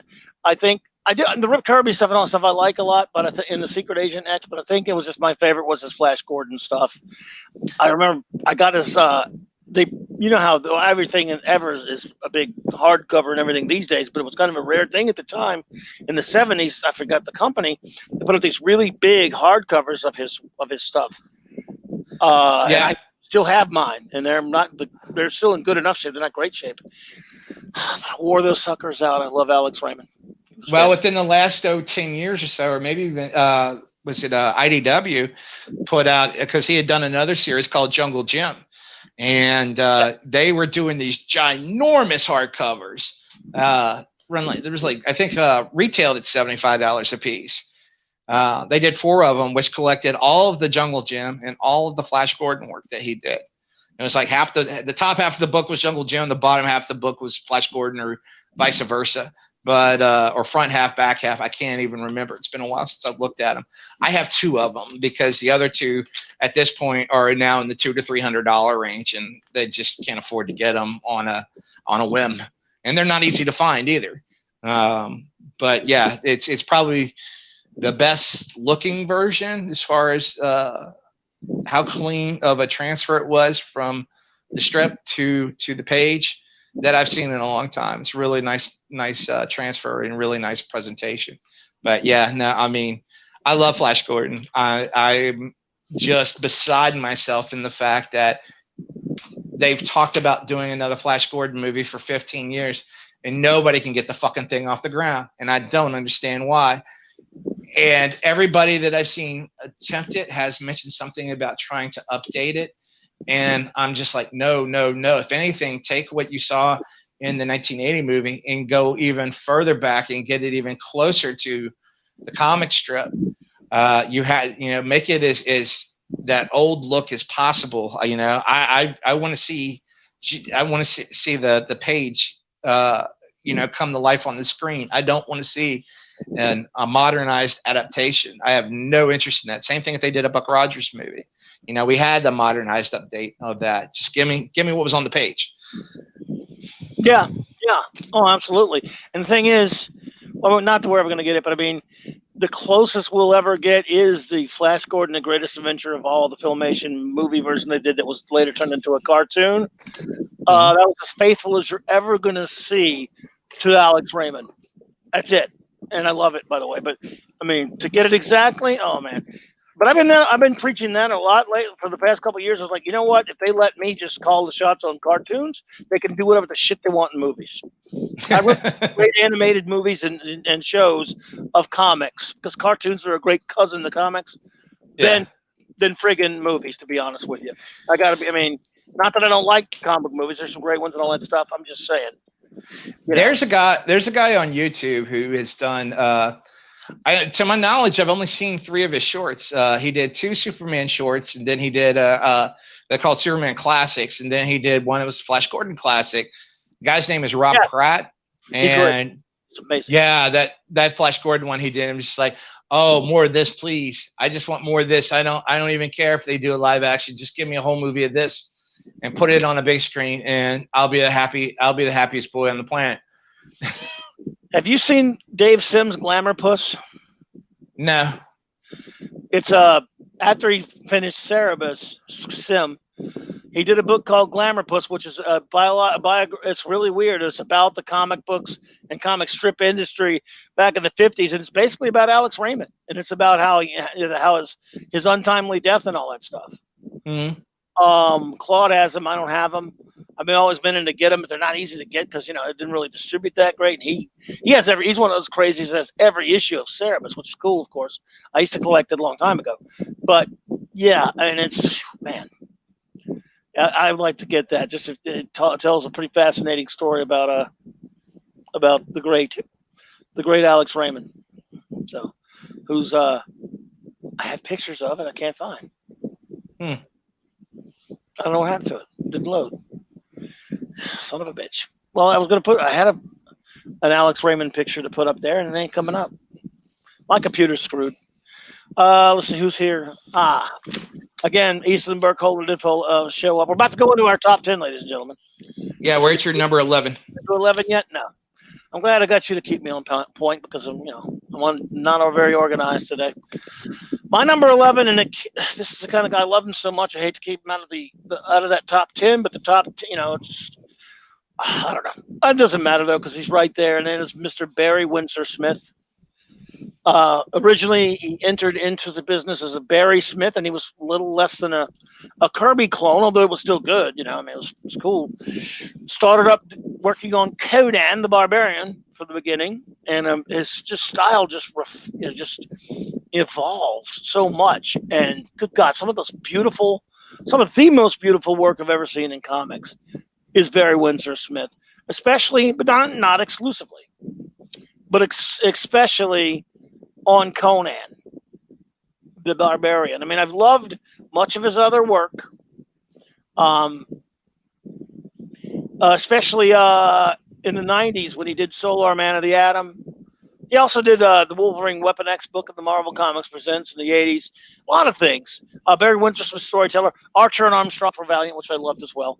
But you can't say he has the kind of gigantic body of work. We've actually touched on this for some of the different artists we've talked about, where they didn't do a lot, but they did, certainly enough to establish themselves as a great artist and everything, but not like tons and tons and tons of work. I don't know what he does now, but he was amazing. And if you just look at his Conan stuff, especially the Red Nails, and later as it went on.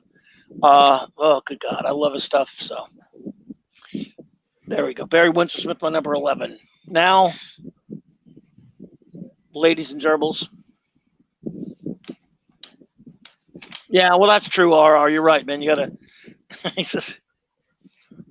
make the tough decisions when you make these lists. Yeah, it's hard work, man. It's worse than digging a ditch, buddy. Yeah, I love Barry Windsor Smith, but he's not even an honorable mention. I mean, he's up there. I enjoy his work, but like I said, probably top 35, 40 artists, or you're really just splitting hairs on who's in what position. I probably have 50 honorable mentions written up so far. So don't worry, they'll all get a mention. I will read the list off because they all deserve some. So all the greats deserve some credit. But there's a rarefied air for our favorites. It's just the way we are, the way we all are. So 24/7. My old buddy from joined us a couple of times recently. Thank you for popping in, buddy. We're about to start our top 10, top 25 all-time favorite comic book artists, myself and the great Mark C. And we're going to go ahead and hit number 10 now and just keep on rolling. Keep the thing flowing here. Thank you for popping up, everyone. Number 10 for you, sir. My number 10 is my understanding, if you ever met him, he was a horse's ass. If you called him friend, you couldn't call him friend forever because he was a horse's ass. But he may be, pound for pound, one of the most prolific guys to ever draw a comic. And I wasn't even aware of how much he had actually done until I started picking up books on him. And it's Alex Toth. Well, that's respectable, man. He was one of the greats, buddy. I found him because I was a fan of the Guy Williams Zorro show from Disney as it used to run on the Disney Channel. And I had a digest comic that had one of his issues of Zorro in it. And then as I got older, he would pop up and do covers here and there. And of course, I think he drew the famous Treasury edition or DC Special Collector's edition of the Super Friends. That would be, yes. But then you start going back and you look and see all the war comics and the romance comics that he did and kind of the true crime comics that he did and realize it's like, man, this guy did a lot of work and he was really, really, really good. Great storytelling and just could draw a hot looking woman, could draw, had a sensibility as far as how to vary up faces, probably better than anybody other than say Kevin McGuire, who's known for being able to do a variety of faces and facial expressions. His stuff just had a style to it back in the 50s that it was like, outside of all the terrible stuff that happens inside of his comic books, as far as the way everyone dressed and the lifestyle is, the way everything starts off as, it's like, wow, he really starts everything off with that kind of prototypical nuclear family kind of, or the beginning of a nuclear family look to it, and then everything goes downhill from there with intrigue or backstabbing and double crosses and what have you. He was great with that, and that didn't matter if it was crime comic or a romance comic. It all played out that way. But just incredible. And then, of course, went on into animation and wound up basically giving us what we knew for 10 years, almost 15, the Super Friends, along with worked on Johnny Quest and a lot of the Hanna-Barbera stuff, Space Ghost, the Herculoids. I mean, he worked on all of that. I mean, it's just an incredible career, but his comic book work is some of the best I've ever seen. And then he did one where he was a big fan of flying, and he was a big fan of Errol Flynn, so he did a book that, if you ever get a chance to pick it up, you should do so, called Bravo for Adventure. And it's just it's very much kind of in the Steve Canyon vein of a pilot in a plane and the adventures that ensue from being hired to do a job. Yeah, well, he's amazing, and he's well, just like you said, he's taught a lot of people, and he's up there as one of the greatest, no question about it. And he is on my honorable mention list. So I actually have that image you're showing right now is one of two covers for the EC Master Edition. I'm sorry, not EC, Eclipse Master Edition volumes that got put out in late 80s. And I have the slipcase hardcover version that's autographed by Toth. That's probably one of the prizes of my absolute collection, is the fact that I have that, because they're not making any more Alex Toth autographs. No, they're not. No, they're not. He was amazing. And I like his earlier side. Again, when he, like a lot of people, like we were talking earlier about Ditko and some others, when he came back and did some stuff for DC later, like a Superman annuals and things like that, it didn't work for me as well. So I was younger, and I'm like, I didn't like that. You have to. He is one of those. If you saw him first, because this happened to a lot of people. Just when you're born and you see their later work, and you don't know. You're a kid. If you're in your teens or whatever, you don't know that that's an old man that can't draw like he used to. But later, when you learn about comic book history and things like that, and you do go back and you go, that guy, that yucky guy who did that lousy whatever, and then you see like, oh man, you understand what he means, to the industry and everything, to his comic book history. And he's just a giant. There's no question about it. So my number 10 is my all-time favorite Superman artist, and just one of my all-time favorite artists, Legion of Superheroes and many other things, Mr. Kurt Swan. Always love him. Again, like a lot of pencilers out there, for those who don't know, worked under deadlines and things like that if they worked for the big companies, especially in the old days. And so sometimes their inkers definitely had influence over the way their finished product was. I love Kurt Swan, but obviously there's certain inkers I love it even more, him under more. For example, Murphy Anderson. My God, it's just like sort of like Kirby Sinnott or some of Kirby's best inkers. Swan. I'm only giving a tip of the hat to Murphy Anderson because he's done because he does. He's not on the list, but he gets an honorable mention because he was mostly an inker, though he was a great penciler. But Kurt Swan is what I'm talking about here. The ultimate Superman artist to me, but also one of my favorite Legion of Superheroes artists, Silver Age, of course. So, he just, to me, when I think of Superman, I think of Superman in a comic book, which is, of course, where he was born. Naturally, you should always definitely get some thought to Joe Shuster, and some others, and Neil Adams and different people who drew Superman so well. But the one that is quintessential for me as a lover of Superman is Kurt Swan at his best. And of course, this is a kind of an example of it there, So, I love him. This is an earlier one, kind of a George Klein inking going on there. So that's my number 10. He's Just one of those. I've been lucky enough to meet a lot of my favorite comic book artists, and this is one I wish I had got to meet. I love him. Yeah, he doesn't make my list, but the prolific amount of work he did. I mean, he was on Superman for so long that it's impressive. And not only that, but to have watched his style, his rendering style change so drastically over the years.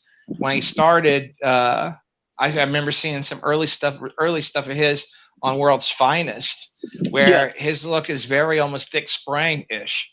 And then, his Superman style that you show here.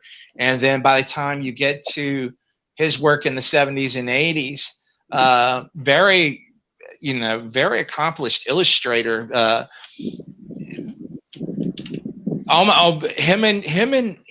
Him and Jerry Ordway have a very similar aesthetic to the artwork.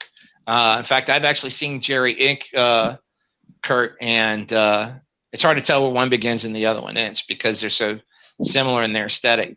But I mean, much respect for him just for the amount of work that he's done. Well, you were talking about Wayne Boring earlier, and he was kind of definitely you can tell his work is kind of inspired off of his Wayne Boring. It's not entirely dissimilar from Wayne Boring's Superman. So no question. No, at that time, no. But as it evolved, there was no doubt that it was Kurt Swan. There was no saying, "Oh no, that's still Wayne Boring." No, you look at his stuff in the 70s, and it's all Kurt. Absolutely. Number 9, bud. Bernie Wrightson. All right, back to Bernie. Love him. Yep. I loved his Swamp Thing. I found him in the Pacific Comics reprints of his AC comic book stuff called Bernie Wrightson's Master of Macabre. And then somebody showed me Mary Shelley's Frankenstein as illustrated by Bernie Wrightson. And I was in love.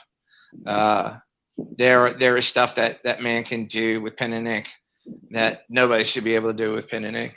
And just amazing. That's a great horror artist and a great Batman artist too. Didn't do a whole lot, but honestly, it kind of is a horror book. But if anyone has never read Batman the Cult, written by Jim Starlin, who you talked about earlier, that came out the same time as Killing Joke. And to be honest with you, I enjoyed the Cult better. Took me. I had some issues with it. I thought it was kind of grim, kind of dark and stuff, and it didn't look like it was Wrightson's best work ever for me personally. But it was a departure for him. I'll tell you that much. And it did come out like not too long right after Killing Joke. You're right. So interesting stuff. Yeah, absolutely, man. Do you have the Marvel graphic novel Bernie Wrightson did The Incredible Hulk and the Thing?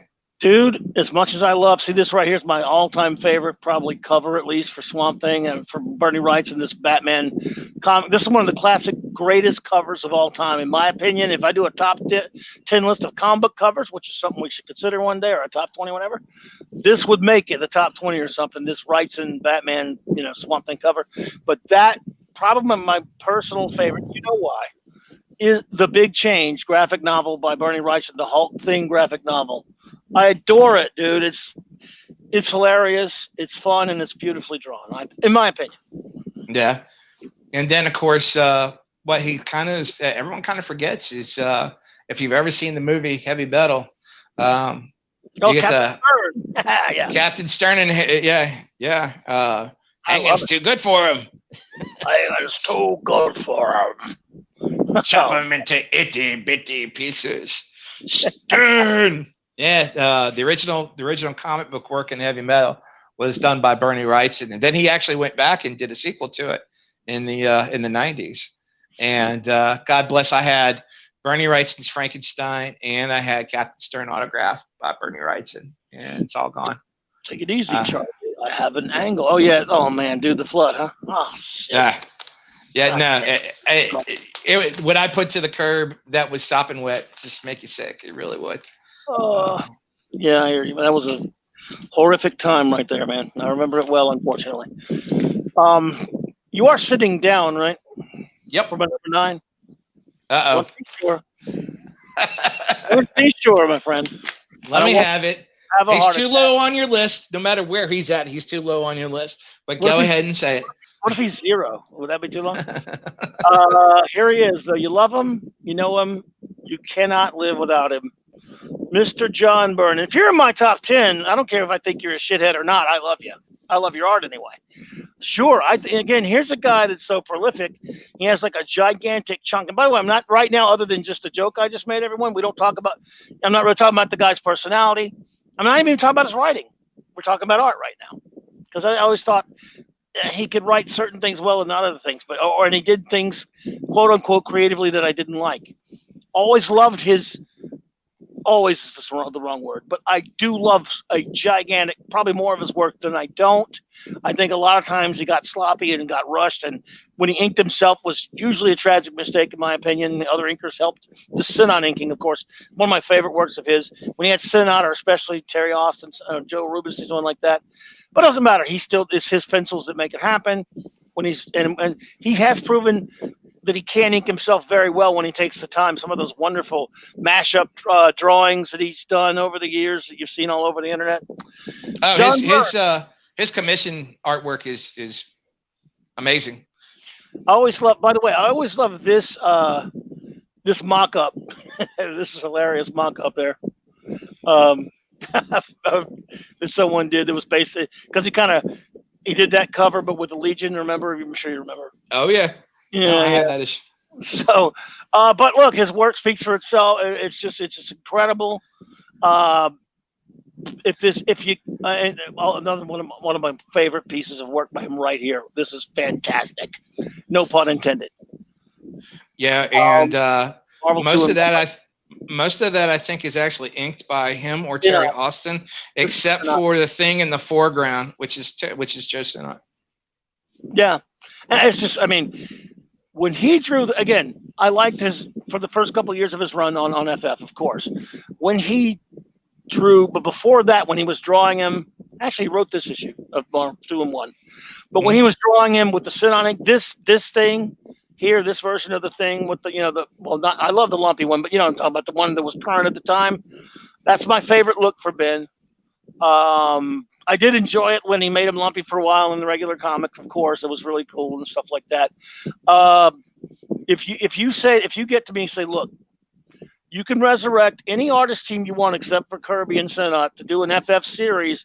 You get to pick the inker. In fact, forget it. Kirby you can't have, but you can have Sinon as the inker, and you can have Alan Moore come back in his 1980 form before he went insane. And because he was capable of doing fun comics as well as garbage. And you get to pick the penciler. In the era of the penciler, it would be Byrne. I love Perez on FF, of course. It would be Byrne. I would get and I would want Sinon ink in him, and I want it to go 40 issues. And I'm not just more. Anybody who could write the series, I just used him as an example because he was one of my favorite writers at the time. I would do that. So I absolutely, for all the shit I say about him, I dearly love a lot of his work. I love this here. He draws great crowd scenes there. He's the second greatest crowd scene comic book artist there is, probably. Team artist, one of the great team artists. So, one of my favorite books right there. Wolverine. I was going to say that right there is probably one of my favorite covers ever put onto a comic book. I thought you'd like that one. I love it as well. It's wonderful stuff. So, his work speaks for itself. John Byrne, my number 9, way too low. But I was going to put him at 0, but we don't have a 0. Number 8, sir. Yeah, well, I'm not going to say a lot about him because I'll be all over that a little bit later. I know you will. Number 8 for me is John Buscema. Nice. Well, I love him because I already had him on here, and you got him way ahead of me, so way lower, way higher than me. Great stuff, man. John, for me, is the consummate Marvel artist, more so than any other artist in any other decade. When I think of Marvel art, I think of John Buscema. He has touched every single character that they produce in some way, shape, or form, whether it be the Avengers. I don't think he's done necessarily the individual books for everybody, but He did them all within the team book.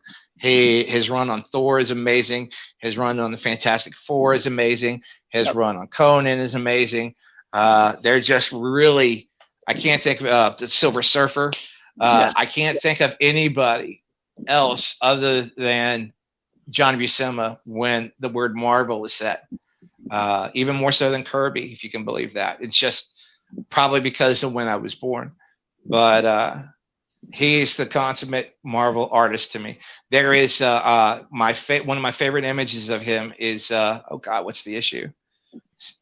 191. It's right up there as you get close to 200 of Loki and Sif are about to be married. Thor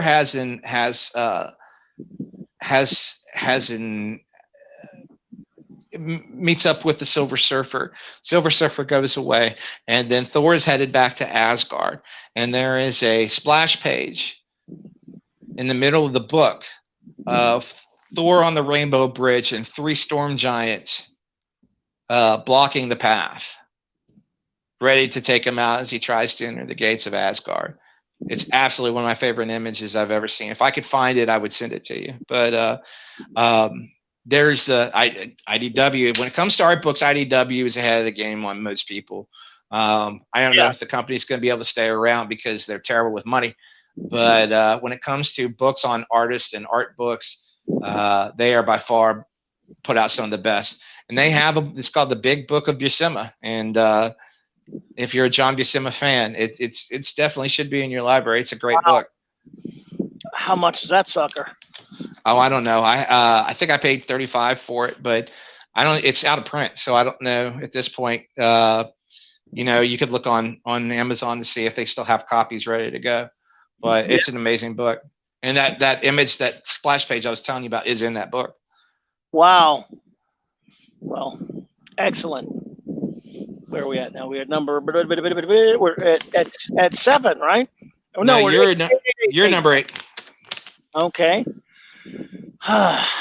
You know how you were just talking about how, with John Buscema, and rightly so, I mean, definitely no one could argue with it, that you just think Marvel. I mean, that's what, jumps into your head when you think about John Buscema. It just pops in there. And again, and it's certainly, I can't blame you. And I'm not saying more so. In this case, the one I'm about to name, I'm not saying more so than Kirby, but in a sense, certainly more ubiquitous than Kirby. When I think of John Romita Sr., my God, I mean, because he's done so much more than obviously his wonderful Spider-Man work.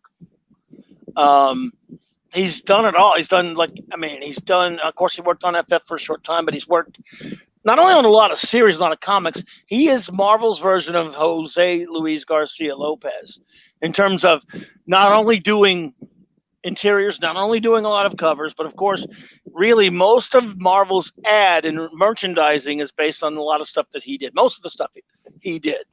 He's certainly, probably I would say, maybe I shouldn't say certainly, the most prolific Marvel artist in terms of that, as them marketing his work in their merchandising. But more than that, I just love him. I mean, I love Ditko. We already talked about Ditko. I love his Spider-Man. I have a friend of mine that would chop my head off when I say this, because he thinks if it's not Ditko, it's not Spidey, which is a weird thing. My favorite Spidey, and it's close, but it's Romita Sr., I should say. And I just love it. Again, I was lucky enough to meet him and get him to sign one of my the old Fireside Spider-Man trade paperbacks for the 70s that I had. And hat tip to my great buddy and comic book artist Steven Scott for making that happen. Thank you, buddy. Back in the 90s at an Orlando con. So don't have to go too far into it. He's John Romita Sr., so what more can be said? Love him. No, he doesn't make my list only because being of the age that I am, the age difference between us, which isn't a whole lot, but it's just enough that most of his work was pretty much done by the time I started picking. I mean, I started collecting in '83, So I just know him as the Spider-Man artist, and he's great. But as far as being able to make my list, he's not there. I understand. I mean, look, there are plenty of people, even if I don't really like their work that much, if they're a giant in one way, they're still a giant just because they line up being my favorite, and they get mad respect from me. And so there are plenty of yeah, absolutely. Mad respect for him, but yeah, he just doesn't make the 25. Totally hear you. Totally hear you there, brother. And your go ahead. Number 7, Wallace Wood. Yes. I was doing all but slobbing his phallic member earlier. It's just he was so ahead of his time. I don't know how else to say it. He was doing stuff in comic books that no one else was doing, and even though Eisner created the language of storytelling as far as writing it down, I think the first person to understand it and refine it and really start to teach it to other people and put it to use in his book was Wallace Wood. And his work for EC Comics is some of the best art ever given to comic books, and it was done 10, 15 years before we got a Neil Adams almost. I mean, he was that good that soon. And I could sit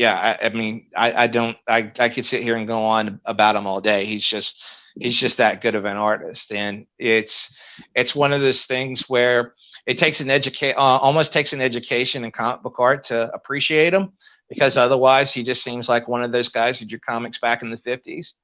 But if you start to really look into the work that he did and understand the person that he was, the mind behind the person he was, as far as an artist goes, then you're just like, he's got to be up there because he's just that amazing of a dude. But apparently also very troubled mind, and sadly yes. And that's a day that who knows what we could have had if somebody could have intervened upon his behalf and showed him a different path. But absolutely, amazing artist. Indeed.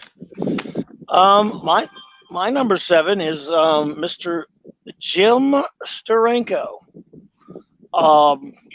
Certainly, of course, this is a cover of one of the first things I ever got by him, other than his art, was the Steranko History of Comics. I have both of the old original volumes. I love them, and 2 big, gigantic, like bigger than tabloid version mag, type things, which I love. I think I still have them with the slipcase and everything.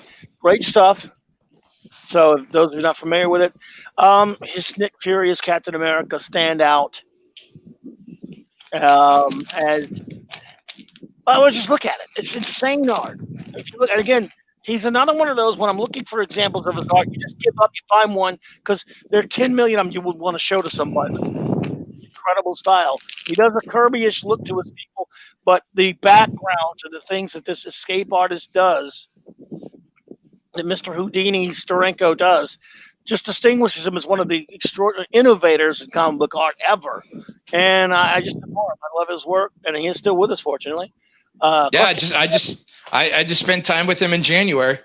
Oh yeah, I never got to talk to him very long. The time I got to stand there and meet him for a little bit, but I love his art, man, and he's just a genius.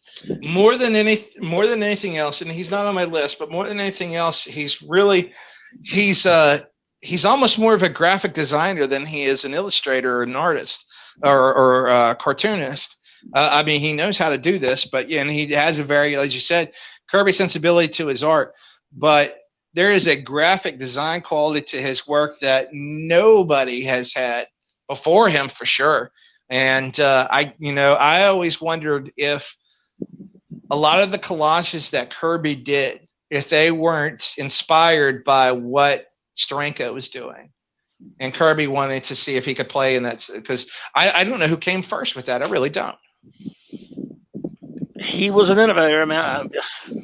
Yeah, I don't either, actually. Where are we at? Okay, I'm sorry. I lost my place. Your number 6. Number 6. Number 6 is probably the best team artist to ever drop a comic book. So much so, he was a Fantastic Four artist. He was a Teen Titans artist and 2 runs on the Avengers, both of which are amazing. And as well as rebooting Wonder Woman in the 80s, and George Perez. Love him. And it's funny because there was sort of a love-hate relationship for him back in the day, in the 80s when I first started, because back then when I got in, he was already at DC drawing Teen Titans. Yeah. Byrne was still at Marvel. So you could be a Byrne guy or you could be a Perez guy, but never the two shall meet. And secretly, you love the other person. You love the other one's art, but you would never say it. I never got that memo, man. Dang, I did not know that. No, that was junior high for me. Oh, okay. Well, man. So it's like, it's Byrne, Perez, Byrne, Perez, back and forth on who is. And then some guy goes, Art Adams, and you're just like, shut up. No, I mean, I have just, he's, what he can put on a page and still make you understand what you're looking at is incredible. I think the more characters you have on the page, the happier he is. He's one of those guys that loves the problem solving aspect of being able to put just copious amounts of characters on a page and being able to continuously tell a story with it. And it's amazing that he can do it, because not many can. I can't do it. But yeah, no, just definitely if it's not Jose Luis Garcia Lopez as defining what the look of the 80s are for DC, then Perez doing the Teen Titans and then over to Wonder Woman, and of course Crisis on Infinite Earths really kind of defines the look of DC for a good chunk of the 80s, at least pre-Crisis. Love him, and we might even hear about him again. You never know. Number 5, sir. Oh no, we got to need your number 6. Oh, I'm sorry, I forgot that. Yep. Man, I'm glad I got you here, man. To keep me straight with it sucks getting senile. You have mentioned him earlier, and I have him way up there, Mr. Jim Aparo. Another one of those guys. I'm like, it would take me 5 years to put all the examples I would want to show someone, because I love his work so much. I love his Batman. I love his Brave and the Bold, his Aquaman, his Spectre. Jesus, it just goes on and on and on. I even love this cover, because I love Legion, and I love look at that great cover of Legion they did, and that's unusual work. That's not what he's usually known for, right there. So he was just, man, I just love. I guess I wanted to show like an unusual piece for him, but more traditional, of course. Aparo, we're not too far into it. We could pick up some pace here, but Aparo is just. He's one of those, you're fortunate because you love, and if you love his work, there's so much of it. Again, like if you love a Barry Windsor Smith, or even some of the obscure, some of the guys you and I have talked about earlier who didn't do a whole lot, and you get somebody hooked on them, there's not a whole lot to show them.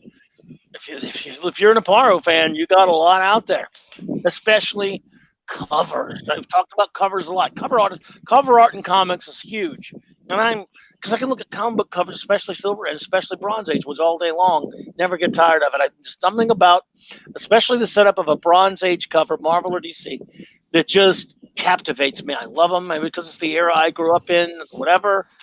So yeah, and Aparo, one of the best at it. Just love it. I had him in I discovered him in the 80s when during the Jim Starlin written era of Batman. And it always killed me in the fact that my 2 favorite stories that he did in the 80s, one was a 4-parter, 10 Nights of the Beast. And then he did, of course, the Death of Robin, Death in the Family. And in both cases, they wouldn't let him draw the covers. Mike Zeck did the covers to 10 Nights of the Beast, and Mike Mignola did the covers to A Death in the Family. Strange that, yes. But yeah, I hear you. Crazy. Let's see here. Your number. What do we have? Now we're at 5. Okay, go to 5. We're in the top 5. Top 5, baby. My number 5 is the greatest Thor artist of all time. Walter Simonson. Nothing That wrong with run on that Walt Simonson, that run on Thor is probably one of the great runs in comic books of all time.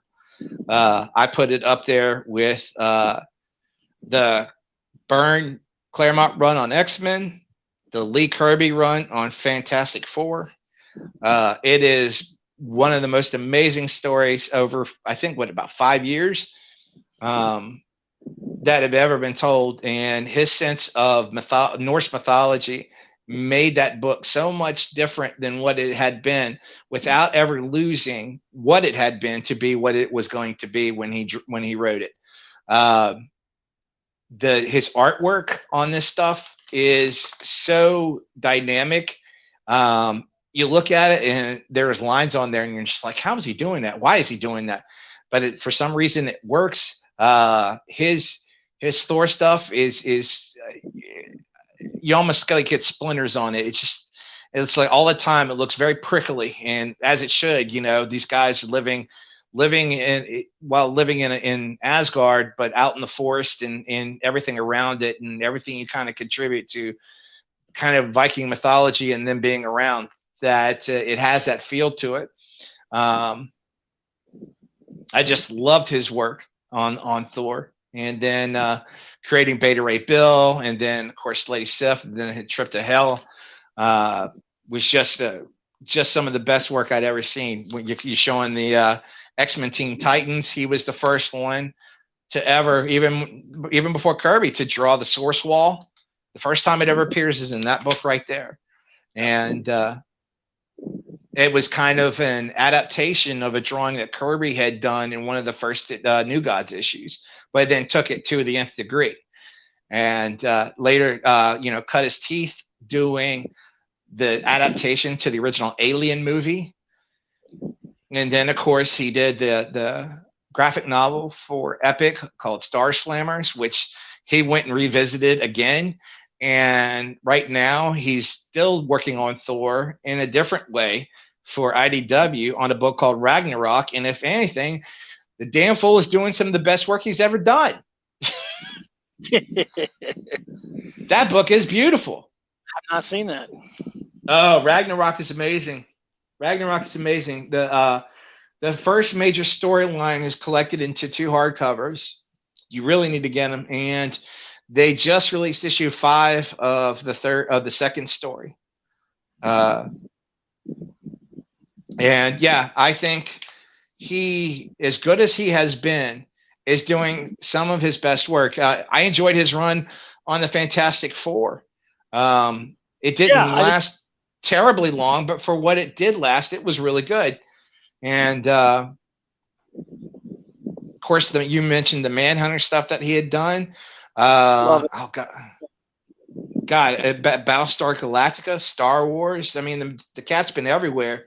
The New Gods, he did a run in the 90s around the time Byrne was doing it, which was also really great work. I mean, it's so different from anything else anybody else was doing in comics, and nobody draws like him at all. But I don't know, for him it works, and I'm always happy to see when he's got something new coming out. Yeah, I mean, look, well, he's a monster, and again, I'm glad he's still around, still kicking, doing stuff, man. Absolutely, and doing some of his best work ever on as well. I mean, Ragnarok really is a great book. That I can't sell it any more than to say you really should need to be reading this, because it is that well done. It's beautifully colored, it's beautifully inked, beautifully drawn. It is by far some of his best work ever. And wow. I mean, there have been missteps. Judas Coin that he did maybe a few years ago, I was not a fan of his work on. It's probably one of the few things he's done that I wasn't a big fan of. But when he's on his game, he is on. His work on Star Slammers, when he did it in the early 80s and then came back in the 90s and then finished it up just not long ago.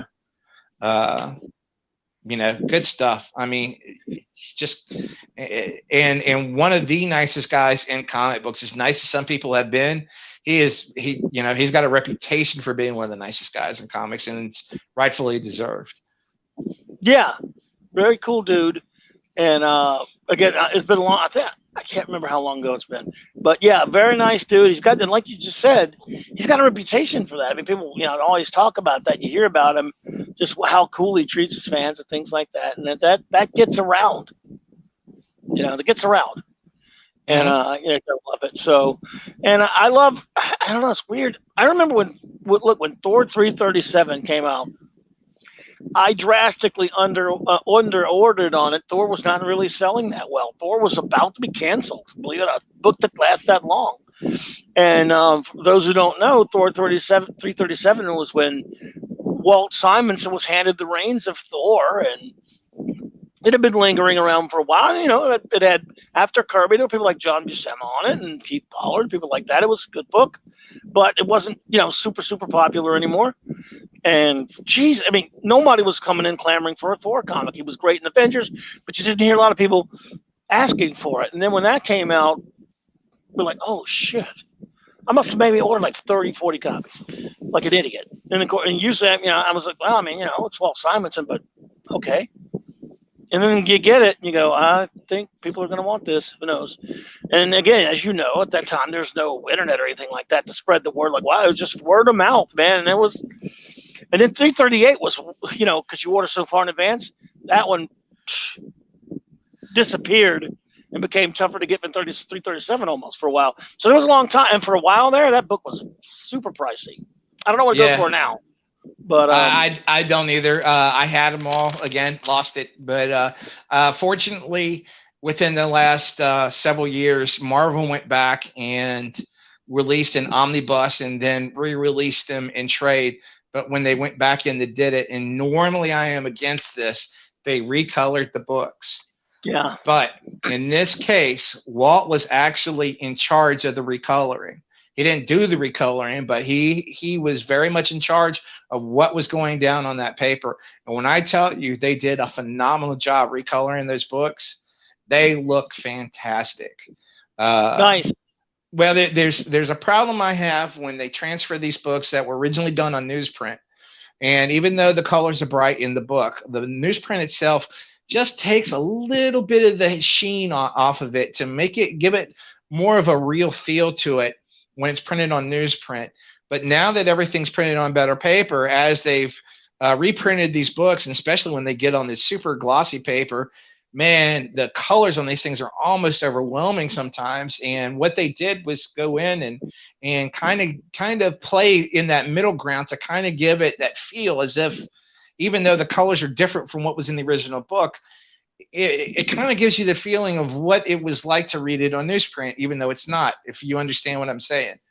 Yes. But the latest versions of those 5 trades are the same coloring used in the omnibus. And yeah, really well done. I could not believe that I actually saw digital colors, redo colors, where they've changed the coloring from the original book.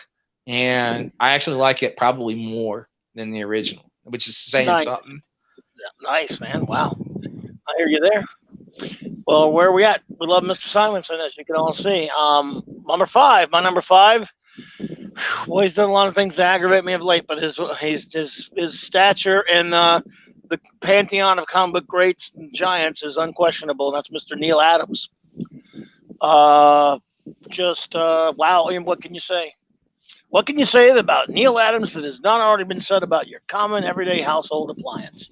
Just kidding. I don't know. Ask Neil Adams, because if there's one person out there who loves Neil Adams, it's Neil Adams. Yeah. And there's the thing. It's handy because we don't have to love him. He doesn't need our love. He's got his own. So yeah, Neil's going to be okay. But I still love a lot of his art. Put it like that. I guess I should put it that way. I love much of his art. As do I. I mean, there's definitely. We're going to get to it in a bit. He's on my list. We just haven't got there yet. So gotcha. But well, speed it up then, because we'll let you be able to elaborate. Needless to say, up until the 80s anyway. I mean, Miss Mystic was kind of where he lost it for me. Not that the art wasn't good. The art was still good at that time. His modern stuff, well, let's just be charitable and not talk about it. Unless you want to, of course. But I'm going to be nice and not talk about it.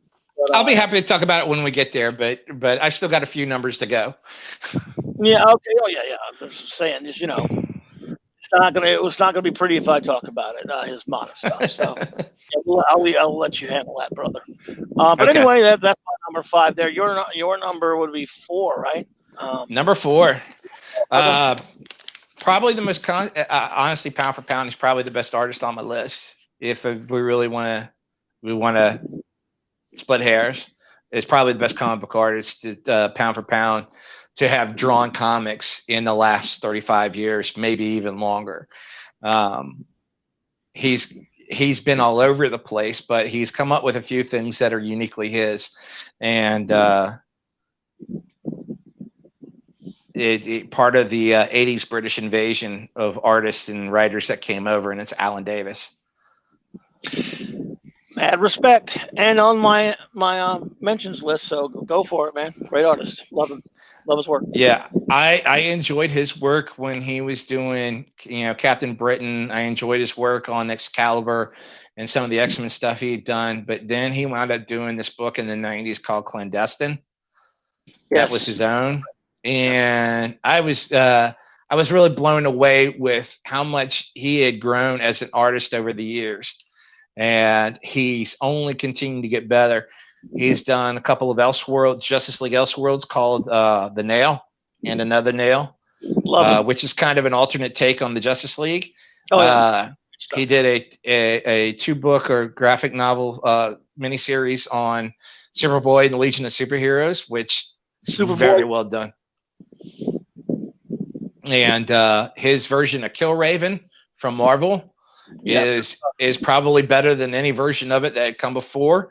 And again, there's just a sleekness to the line and to the flow of the body as he draws, whether it's Superman or Aurora or Jean Grey or Green Lantern or Thor. I mean, the man doesn't make a bad image at all. Ever. It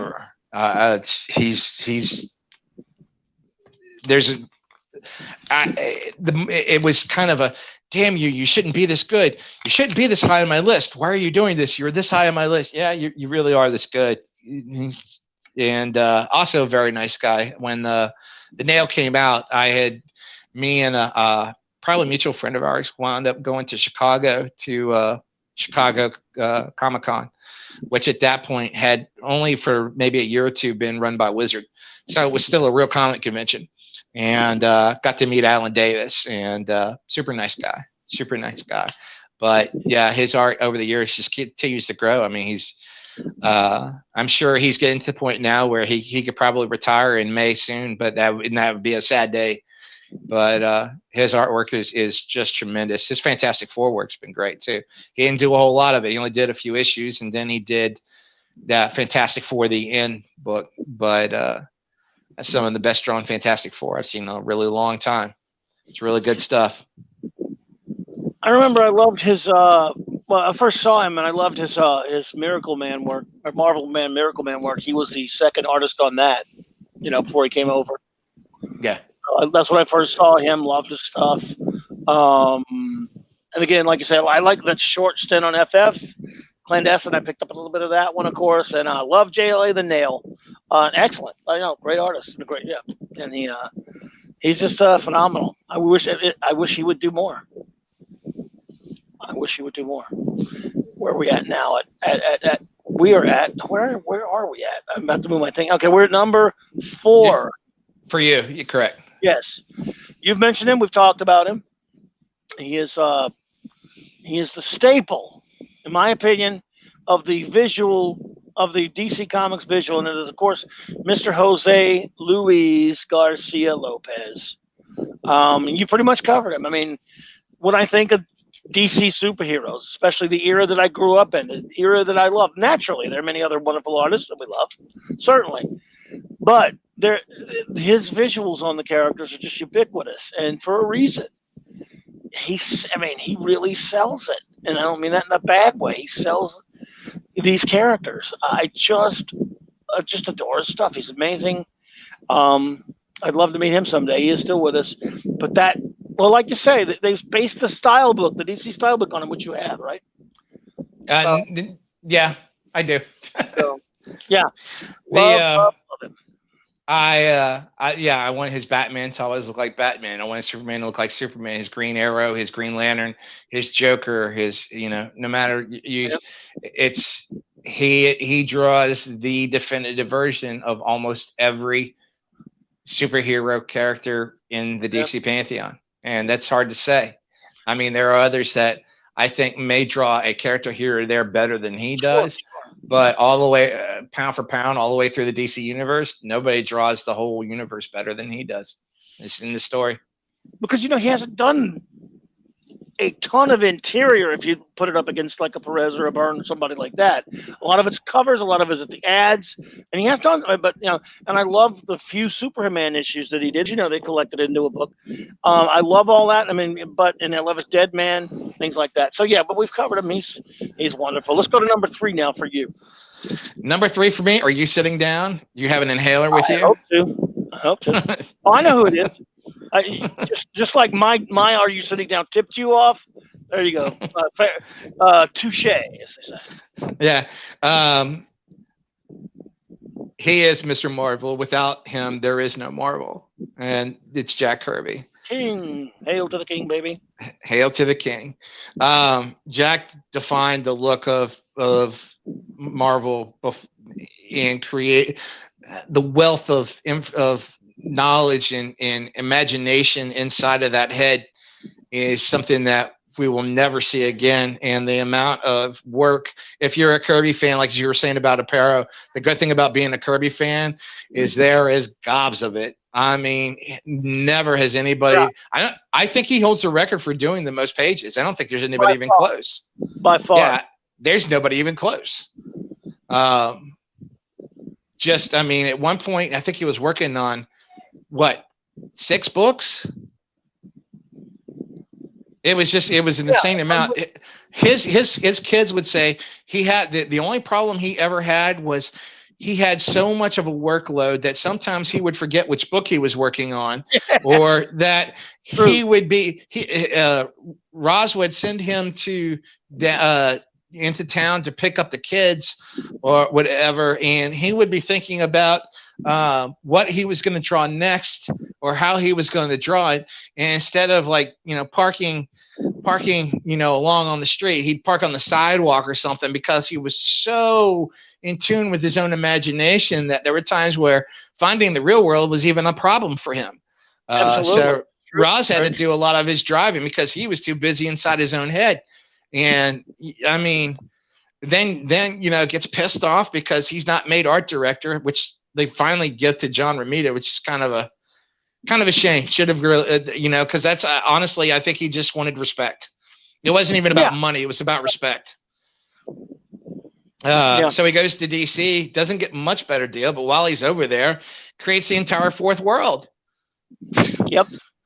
And then comes back, and then it's like, I was having fun over there. I can't play with those characters anymore, so I'm going to create the Eternals.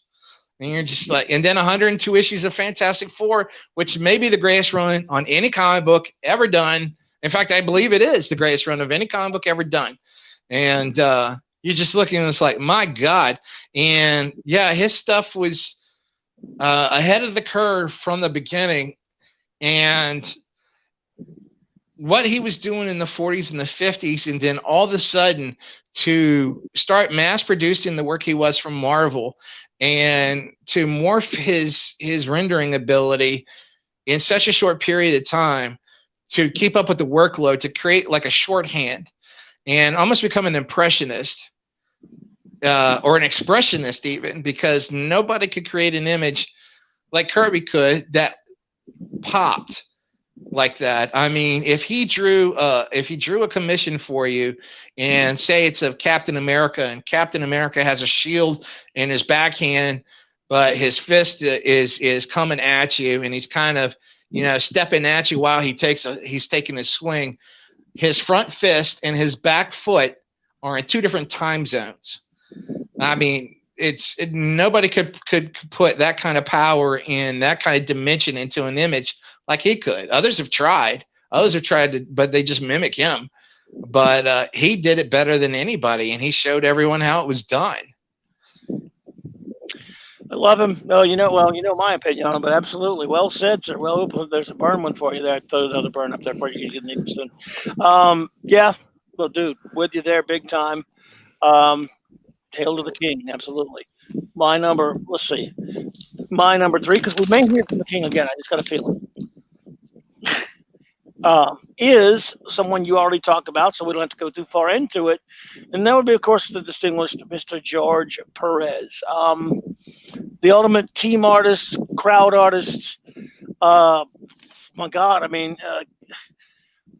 great, substantial body of work. He hits all of those qualifications. Again, right there in that group of, if you say, who would you like to draw this team book, and you get it's almost always going to be him for me. Whether it's Avengers, Justice League, I mean, he's done them all. Look, he's done FF, he's done Avengers. He even did like a really great X-Men annual. He didn't do X-Men long, but did an annual. He did Avengers. He did Teen Titans, of course. He did Justice League. The only thing he didn't do is Legion, but he did one really nice drawing of them, though, for the history of the DC Universe. So, yeah, I don't have to go too far into it. I just love that look. It's just beautiful in every way. And, regardless of inker usually. So George, I just, God, I love that man's work. And if anybody ever sees Rob Liefeld at a convention, he is the proud owner of all the pages of the original Avengers versus Justice League, or Justice League versus the Avengers. And they have never seen the light of day except for the potential cover. So if anybody ever sees Rob, tell him, dude, make the fucking deal, get the shit printed. Well, dude, I did tell you, I was standing right there when he handed him $20,000 to Perez, the money to give him to him. Yeah, I know, that's just changed hands. I wanted to go, just one little jab to the neck to Robbie, kidding everyone. I'm not violent, but man, I'm looking at going, oh my God, what is that? Is that what I think it is? And they tell you, oh yeah. Yeah, that's the kind of thing that makes, whether you're happy for Rob or happy for George for the money, or just to see $20,000 change place in the knowing what the pages were, will make your stomach just drop, just go boom. I can't believe what I just saw. Killer stuff. Thanks, RR. Appreciate that, man. But now we are at beam, bada beam, bada beam. Where are we? My number 2. 2 for you, sir. Go. For me, it's the man who redefined Batman, who redefined the Green Lantern, the Green Arrow. It's the one and only Mr. Neil Adams. I believe I've heard of him. Yeah, I believe you have. And if you haven't, just go talk to him. He'll let you know. Yeah. I love Neil, and I love the fact that he's so unabashed, understanding of his spot in the pantheon. I don't care that whether he's narcissist or an egomaniac. I don't, because if anybody has earned the right to be so, it is him. So it's just kind of, okay, well, but I actually had the pleasure to go to Continuity Studios on 37th Street in Middle Manhattan, and look around the place, have breakfast with him before New York Comic Con one year, about 9 years ago. And he did a portfolio review for me, and he's notorious for giving really just brutal portfolio reviews. But when you're Neil Adams, nobody else can compare. I can go on about his artwork, but we've all seen his artwork, and I mean, he is the definitive Batman artist as far as I'm concerned. Agreed. I love Apparo's work, and is probably the most prolific Batman artist, but nobody has redefined the look of Batman more so than Neil Adams has. I mean, even though they have changed him up over the years, it's all due to Neil. Without that, we'd still be looking at Carmine Infantino, which is not a bad thing. It's just Neil is just head and shoulders above everybody else at a time when everybody was cartoonist. He was the illustrator. He was the consummate illustrator. who came in and made these characters look more realistic than they ever had on the page. And on top of that, an incredible storyteller. There are times where he will try stuff, and I've mentioned the more realistic you get, the more some of this stuff doesn't play. And he's tried some stuff that hasn't worked, but God bless you, you got to give him credit for going out there and trying to see what he can do story-wise, and always pushing the limit of it. I mean, the Superman Muhammad Ali is one of the most seminal works in all of comic books. I know, I'm trying to rebuy it right now, and at best I can buy a facsimile of the Treasury edition for $100. If I want the actual one, you're talking 200 plus, for a good, decent copy of it. And, I mean, his Batman run collected in 3 volumes is a must have. As far as his later stuff, I will say this: there's definitely a difference in how he draws now than how he drew then. It's not that if you trying to compare how he draws now to then, it's almost like comparing apples and oranges, because it's almost completely different, but it doesn't mean it's any worse. It's just different. Now, where the problem lies is when you get something like, say, Batman Odyssey or the Last Dead Man book he did, or was it the Superman story he did with in the last 10 years? Yeah. He is a good idea man when it comes to writing books, but he's not a very good scripter. And so these books feel story-wise really weird. And like Batman Odyssey doesn't make sense until you get all the way through the book. The problem is that by the time you're about 3 or 4 issues in, you don't know if you want to keep going. But the artwork inside is really not bad. It's just different from what you're used to seeing. It's definitely a lot looser, but it's still very good. And even though his style is more loose than what it had been back in the past, although I wonder how much of that was actually Dick Giordano inking him. He's still head and shoulders better than 90% of the comic book artists that have ever walked the planet. So I mean, he's just that good, and it just and he'll tell you, but he's earned the right to do so. He can do that. He can definitely tell you about it. So yeah, man. Well, look, hey, again, I can't stand it. Look, Batman Odyssey. Whew, when you say the writing is weird, is just an understatement. It's so bad that people have done dramatic reading, satirical, mocking dramatic readings of it on YouTube. It's that unbelievably bad. But his art, well, speaks for itself. It's greater art, so love it.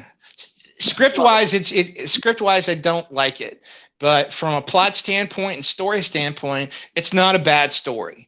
But you don't know that it's not a bad story till you get to the end. The problem is it's a slog to get to the end, because he's not known for being a great writer, but right. He's also trained he himself has trained a lot of people. A lot of guys have worked for him along the way, guys that we barely know. But and then there's others that, as much as I love Mike Grell, what I see in the Mike Grell artwork is somebody who's trying to do their best Neil Adams. For that matter, when I look at Byrne himself has said that up until, he gets into Dark Horse and starts doing Next Men, he says up until that point, he says, I felt like I was the world's biggest Neil Adams ripoff. Because it's like, I'm just trying to be a Neil Adams clone. And he said, I spent a decade and a half trying to find a new language for his art that was all him without Neil Adams involved. What does it mean to be John Byrne? And so that's why I think we saw what we saw out of that. But we'll get into that again in a minute. Could, yeah. Anyway, you're number 2.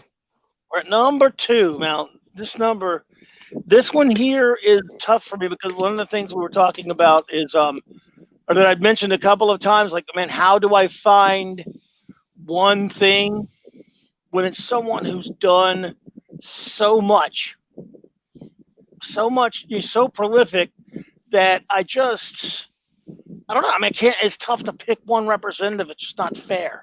It doesn't feel right. So I just have to do the best I can and just find one. And I'll do this. And it's, of course, Mr. Gil Kane, Eli Katz. Gil Kane, I mean, it's just, good. Everything he has done, especially with the Silver Age and his Bronze Age stuff. And like I was talking about earlier, and not everyone's this way, I understand it, but comic book covers are a big deal to me. The interiors, yes, you got to be great at that, and he is. In my opinion, he is great at that. But he did so many friggin' amazing covers all the way into the Bronze Age. And, of course, I was lucky enough to meet him a couple of times. He was so nice. He was so cool. Good guy. I got to go on for it will take too long. I'm going to just go quick and say, from anything from his Green Lantern stuff, he did a lot of stuff. He was around a long time before his Green Lantern. Did he help co-create the Hal Jordan Green Lantern, of course, whom I love, to his Spider-Man run. As far as interiors and that kind of stuff, his Spider-Man run after Romita left, I mean, he's my second favorite Spider-Man artist because of that. Obviously, his Sword of the Atom in the 80s. He did Superman for a while then. And a lot of his covers were just covers like this. I mean, good God, he didn't even really do interiors on Daredevil, but these covers, man, I love them. And so it came to the point where I don't have a lot of different, I mean, there's so many different covers he did. There were great examples of his work that I'll just put a few of them up there. Oh, God, I mean, but he has an extraordinary body of work, so much of it. And again, not just, and a lot of it is covers, but there's some great interior stuff too, and I just love it. I love everything about him. I love it that his noses look weird. People like to talk about his nasal shots and all this kind of shit, like Cat Ironwood did to me back in 1985 at a con. I think it's his eyebrows. He does weird eyebrows. He does weird eyebrows. He gave Iron Man a nose. I love that. So anyway, not too far into it. I love Gil Kane, and that's Claude, who made a shirt that Gil Kane loved. His real name is Eli Katz, and Claude did a shirt, airbrushed a shirt with a picture of Gil's face on it when we went and met him one of those times. It said Eli Katz is the man, and Mr. Kane liked it. So that's my number 2, ladies and gentlemen. And now, dude, I think we're at number 1. I believe we are. Well, anyone remember Dr. Demento? I'm gonna ruin your lives, everyone, by singing, but it won't be just for a second. I'm no doomcock, but remember Dr. Demento when they get to number 1 and this countdown every week? It's time for number 1. This is it. Here we are, number 1. So yeah, we are there. So without further whatever they call it, sir, go ahead and shock me. Because by the way, everyone, you ought to be sitting down. The shocker's coming. None of us are expecting the number 1s we're both about to have. This is going to be you will not see this coming from a mile away. Go ahead, buddy. Hit me with your number 1. I have no clue who it is. Still there? Did I lose you? Can you hear me? Yeah. What happened? I don't know. It was weird. My number 1 is the one and only John Byrne. Shocker. Yes, I'm sure you didn't see that coming at all. I started collecting in '83. By the time I was collecting, he was pretty much done with his X-Men run. We were collecting him in back issues. He was doing Fantastic Four, and he was doing he did short runs on Avengers. He was doing a little short run on Captain America, then Alpha Flight. But what I was discovering was, if I had in my head mental image of what I expected a superhero to look like, and it winds up being a culmination of most of the artists that you have seen. It's how John was drawing the figures, whether it be Spider-Man and Team Up, or whether it was Wolverine, or whether it was even Ben Grimm. I know that's blasphemy to you, but I love his Ben Grimm. I love his Ben Grimm too. Silver Surfer draws it better than I think either Kirby and even Galactus. I think if there's one character within the Fantastic Four he owns, it is Galactus. And then then switch over to DC, and he's drawing Superman the way I imagined Superman would look in my head. The Incredible Hulk, same thing for that little 6-issue run he did, and then out of nowhere, he decides to go indie and he starts doing his own stuff. And there was, for a while there was a bit of a love-hate relationship with his work. But as I said, this is a cat who decided that he had been a Neil Adams clone his whole life and wanted to find out what John Byrne's artwork looked like without the influence, without, exercise the Neil Adams demon, so to speak. So it was, to be a fan of John's during the 90s and even through the aughts is kind of a 20-year journey to see if he could finally get to where he was trying to get to. Sometimes you liked it a whole lot. Sometimes it was still better than 90% of what you were seeing out there. It just didn't seem like his stuff, like what you were used to seeing. But his She-Hulk is better than anybody's. His Superman, drawing wise, is I put it up there with Kurt Swan, Wayne Borings, Neil Adams, or anybody else that would be considered the top Superman artist of all time. He's just the best at doing everything. If you take the best of what Kirby could do, and you take the best of the illustrative ability of what Neil Adams is, and you mush the two together and to get the ultimate superhero artist, the product of that union would be John Byrne. And that's why I love him as much as I do. Well, hey man, he made my list. I bet you were shocked by that, weren't you? Were you shocked? Come on. Yeah, I'm sitting down for your number one. I have no idea who it could be. But on Byrne, look, one other thing now. I mean, I do love a lot of his stuff. I mean, I can think a guy's a total prick like I do Adams, or Adams is a nut, but I can love his work. So, but again, I think it's important. You should be able to criticize somebody if you don't like something they did. It doesn't mean all of their work is bad if you think they did some garbage. So, and I loved his FF. I mean, if I had a second favorite FF artist, it's tough for me to pick out of him or Perez. Let's just say it this way: when they're inked by Sinnott, it's almost a toss-up. But if you got Sinnott, and this here is like a full Byrne FF, and I love this, by the way. I thought Byrne did a decent job of inking himself on FF, and I thought at first, when Terry Austin inked him, it was fine as well. Where it became hit or miss for me, because you can manipulate his artwork to where you're like, ugh, really? And that's when Jerry Ordway started inking him on Fantastic Four. At that point, that there was a little bit of Jerry coming through, and then the next time Jerry inked him was when Claremont and Byrne reunited to do that Justice League story that led into his run on Doom Patrol. And not only did I not really enjoy Ordway inking Byrne, but he went back and redrew the head of Superman.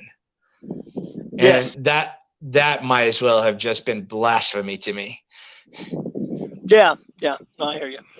Look, I mean, I could love the guy's a lot of his best work, and I think on FF I like his first couple of years, and I think after a while I think he did this a lot. He got bored with something, I don't know, and it just inking himself at first I thought was okay, not preferable for me, but then later it really got I don't know, I didn't like it as much.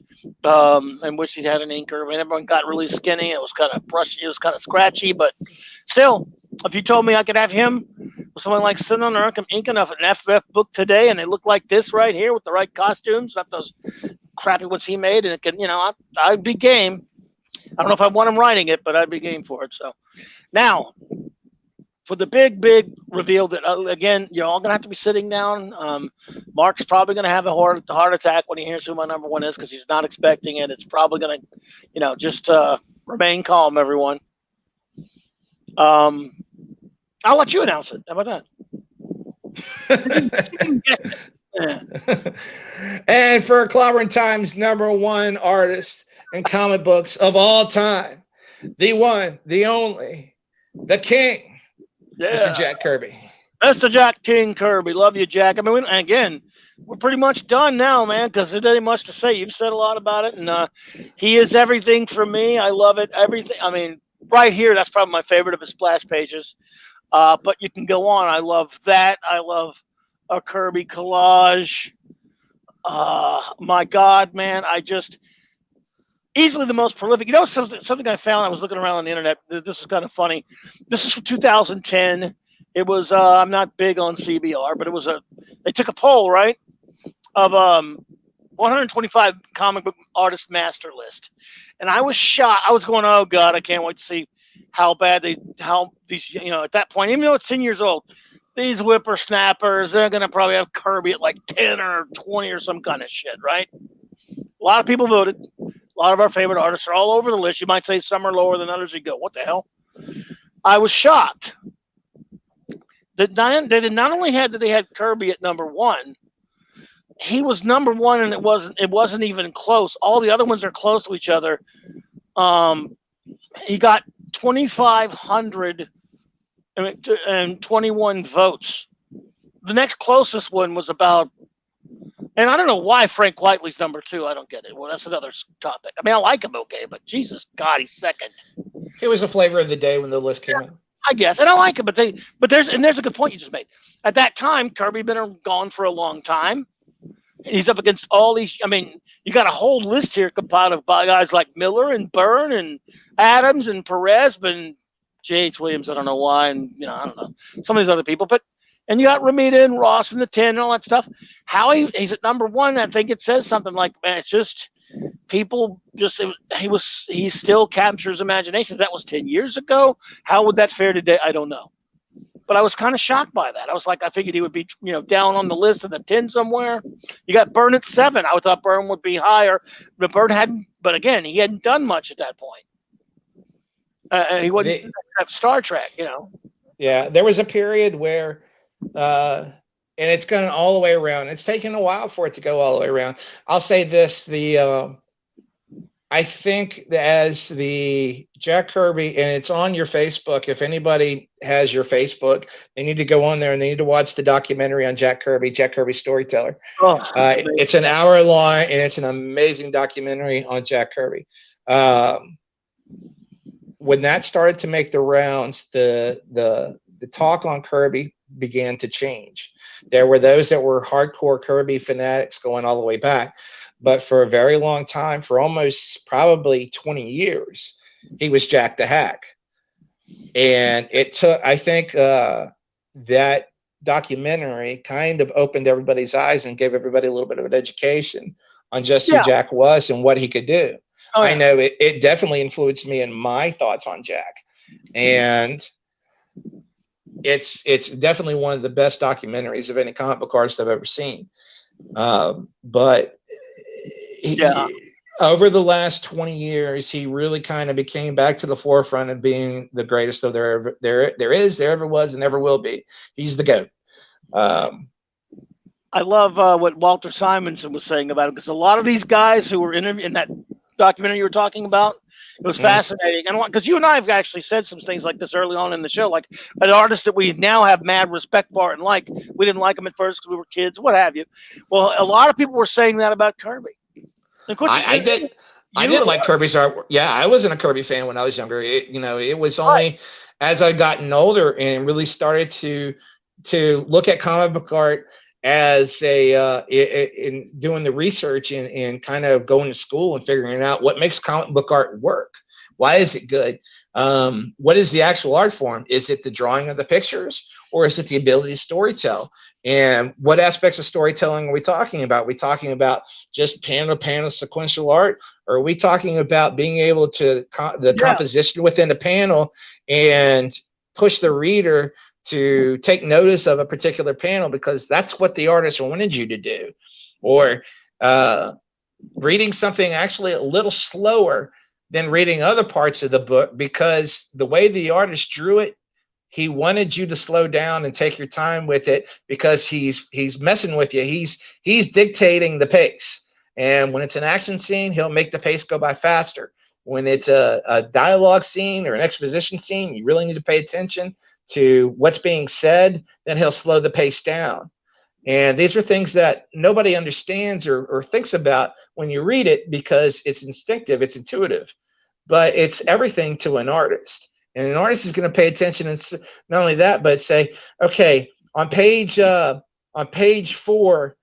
of the book, I'm going to have an ad. So I need to, and not only that, but I wanted to be a turn the page reveal. So I want to have my splash page with the big reveal on page 5. These are things that comic book artists have to think about all the time, especially back in the day when ads were all through the book. And they were great about it because they understood what a comic book was, what the language was, and how to tell a story. Even if you have a propensity to enjoy the kind of Tumblr art that's out there now, none of these cats know how to tell a story. No. They haven't a clue. And that's really where I start looking at this, despite the political messages that may be in the book, despite the fact that I don't like the Tumblr art. They don't even know how to tell a story. They're terrible. And nobody understands the language. Nobody's taking. There's a few cats out there, old school guys, that still know how to do it.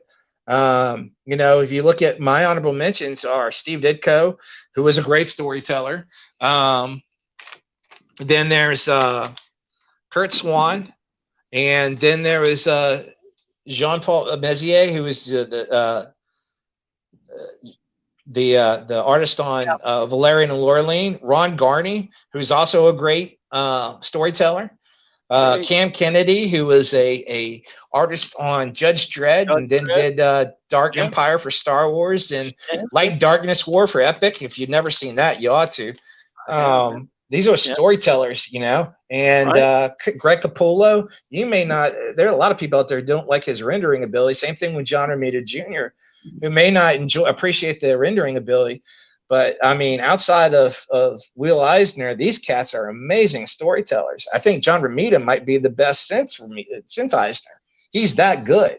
And so there's a little bit of forgiving of the rendering style when you can tell a story and keep somebody engaged like that. And nobody knows how to do that today. Kirby helped invent that language as much as even Eisner did, or Wallace Wood.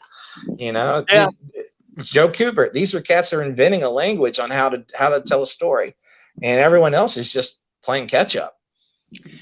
Absolutely, man. And I think before we get out of here and let everybody go, because we've had them for 3, man, and I've had incidentally, I appreciate it, had a lot of fun. I'm going to read off names that are all great giants. Just really quickly, we don't have to talk about them or anything like that, but give them their mentions. You mentioned a couple of them. I just put a bunch of them down because I don't want them to be slighted. These are all great artists. I mean, there's a lot of throughout comic book history. Joe Shuster. You mentioned Alex Raymond on your list. Very good. Mac Rayboy came close to my list. Frank Brunner. Love him. Let's see here. We got, of course, Brian Boland. Herb Trimpe. Some of them, these guys in past because you've already mentioned it on your list. Dick Giordano, Bob Layton, Dave Sim, Jack Cole, Paul Smith, Dick Sprang, Murphy Anderson, Mike Kaluta, P. Craig Russell, Bill Everett, Nick Cardiel. Sorry, you had Gene Colan, Chester Gould, Carl Burgos, John Severin, Marie Severin, Rich Buckler, C.C. Beck, Al Plastino, Joe Senat, love you, Sal Buscema, Gene Day, underrated, taken from us way too early, great. Paul Gulacy, kind of Day looked like, sort of. Dick Dillon, Ernie Chan, sometimes Ernie Chua, depending on the company he worked for. Mike Kaluta, I already had him. I think I already had him, sorry. Yep. Mike Plug, Carmen Infantino. Plug's amazing. Yeah, I love Plug. Carmen Infantino at his heyday, especially Adam Hughes, Kevin McGuire, and others. These two others are on your list. So that was just some great names.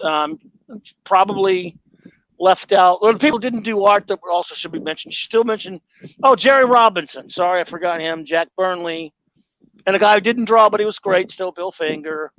So yeah, and just want to get some of those mentions. Roy Thomas didn't draw, but he was still important. But so we're talking about artists. But anyway, I wanted to get those mentions in there because those are all great people in the industry as well. And Mark Swayze, forgot about him for a second. There you go. And then again, I forgot a lot of them, man. But you know how that goes. I have one name on here that probably turned your stomach, but believe it or not, there's a reason for me putting him on my honorable mentions list. Go ahead. Todd McFarlane. I don't mind him. I'm not. He's not my favorite. I don't hate him like you do. left field. Yeah. Well, let me explain. With Todd, it's not necessarily rendering ability. It's as a storyteller.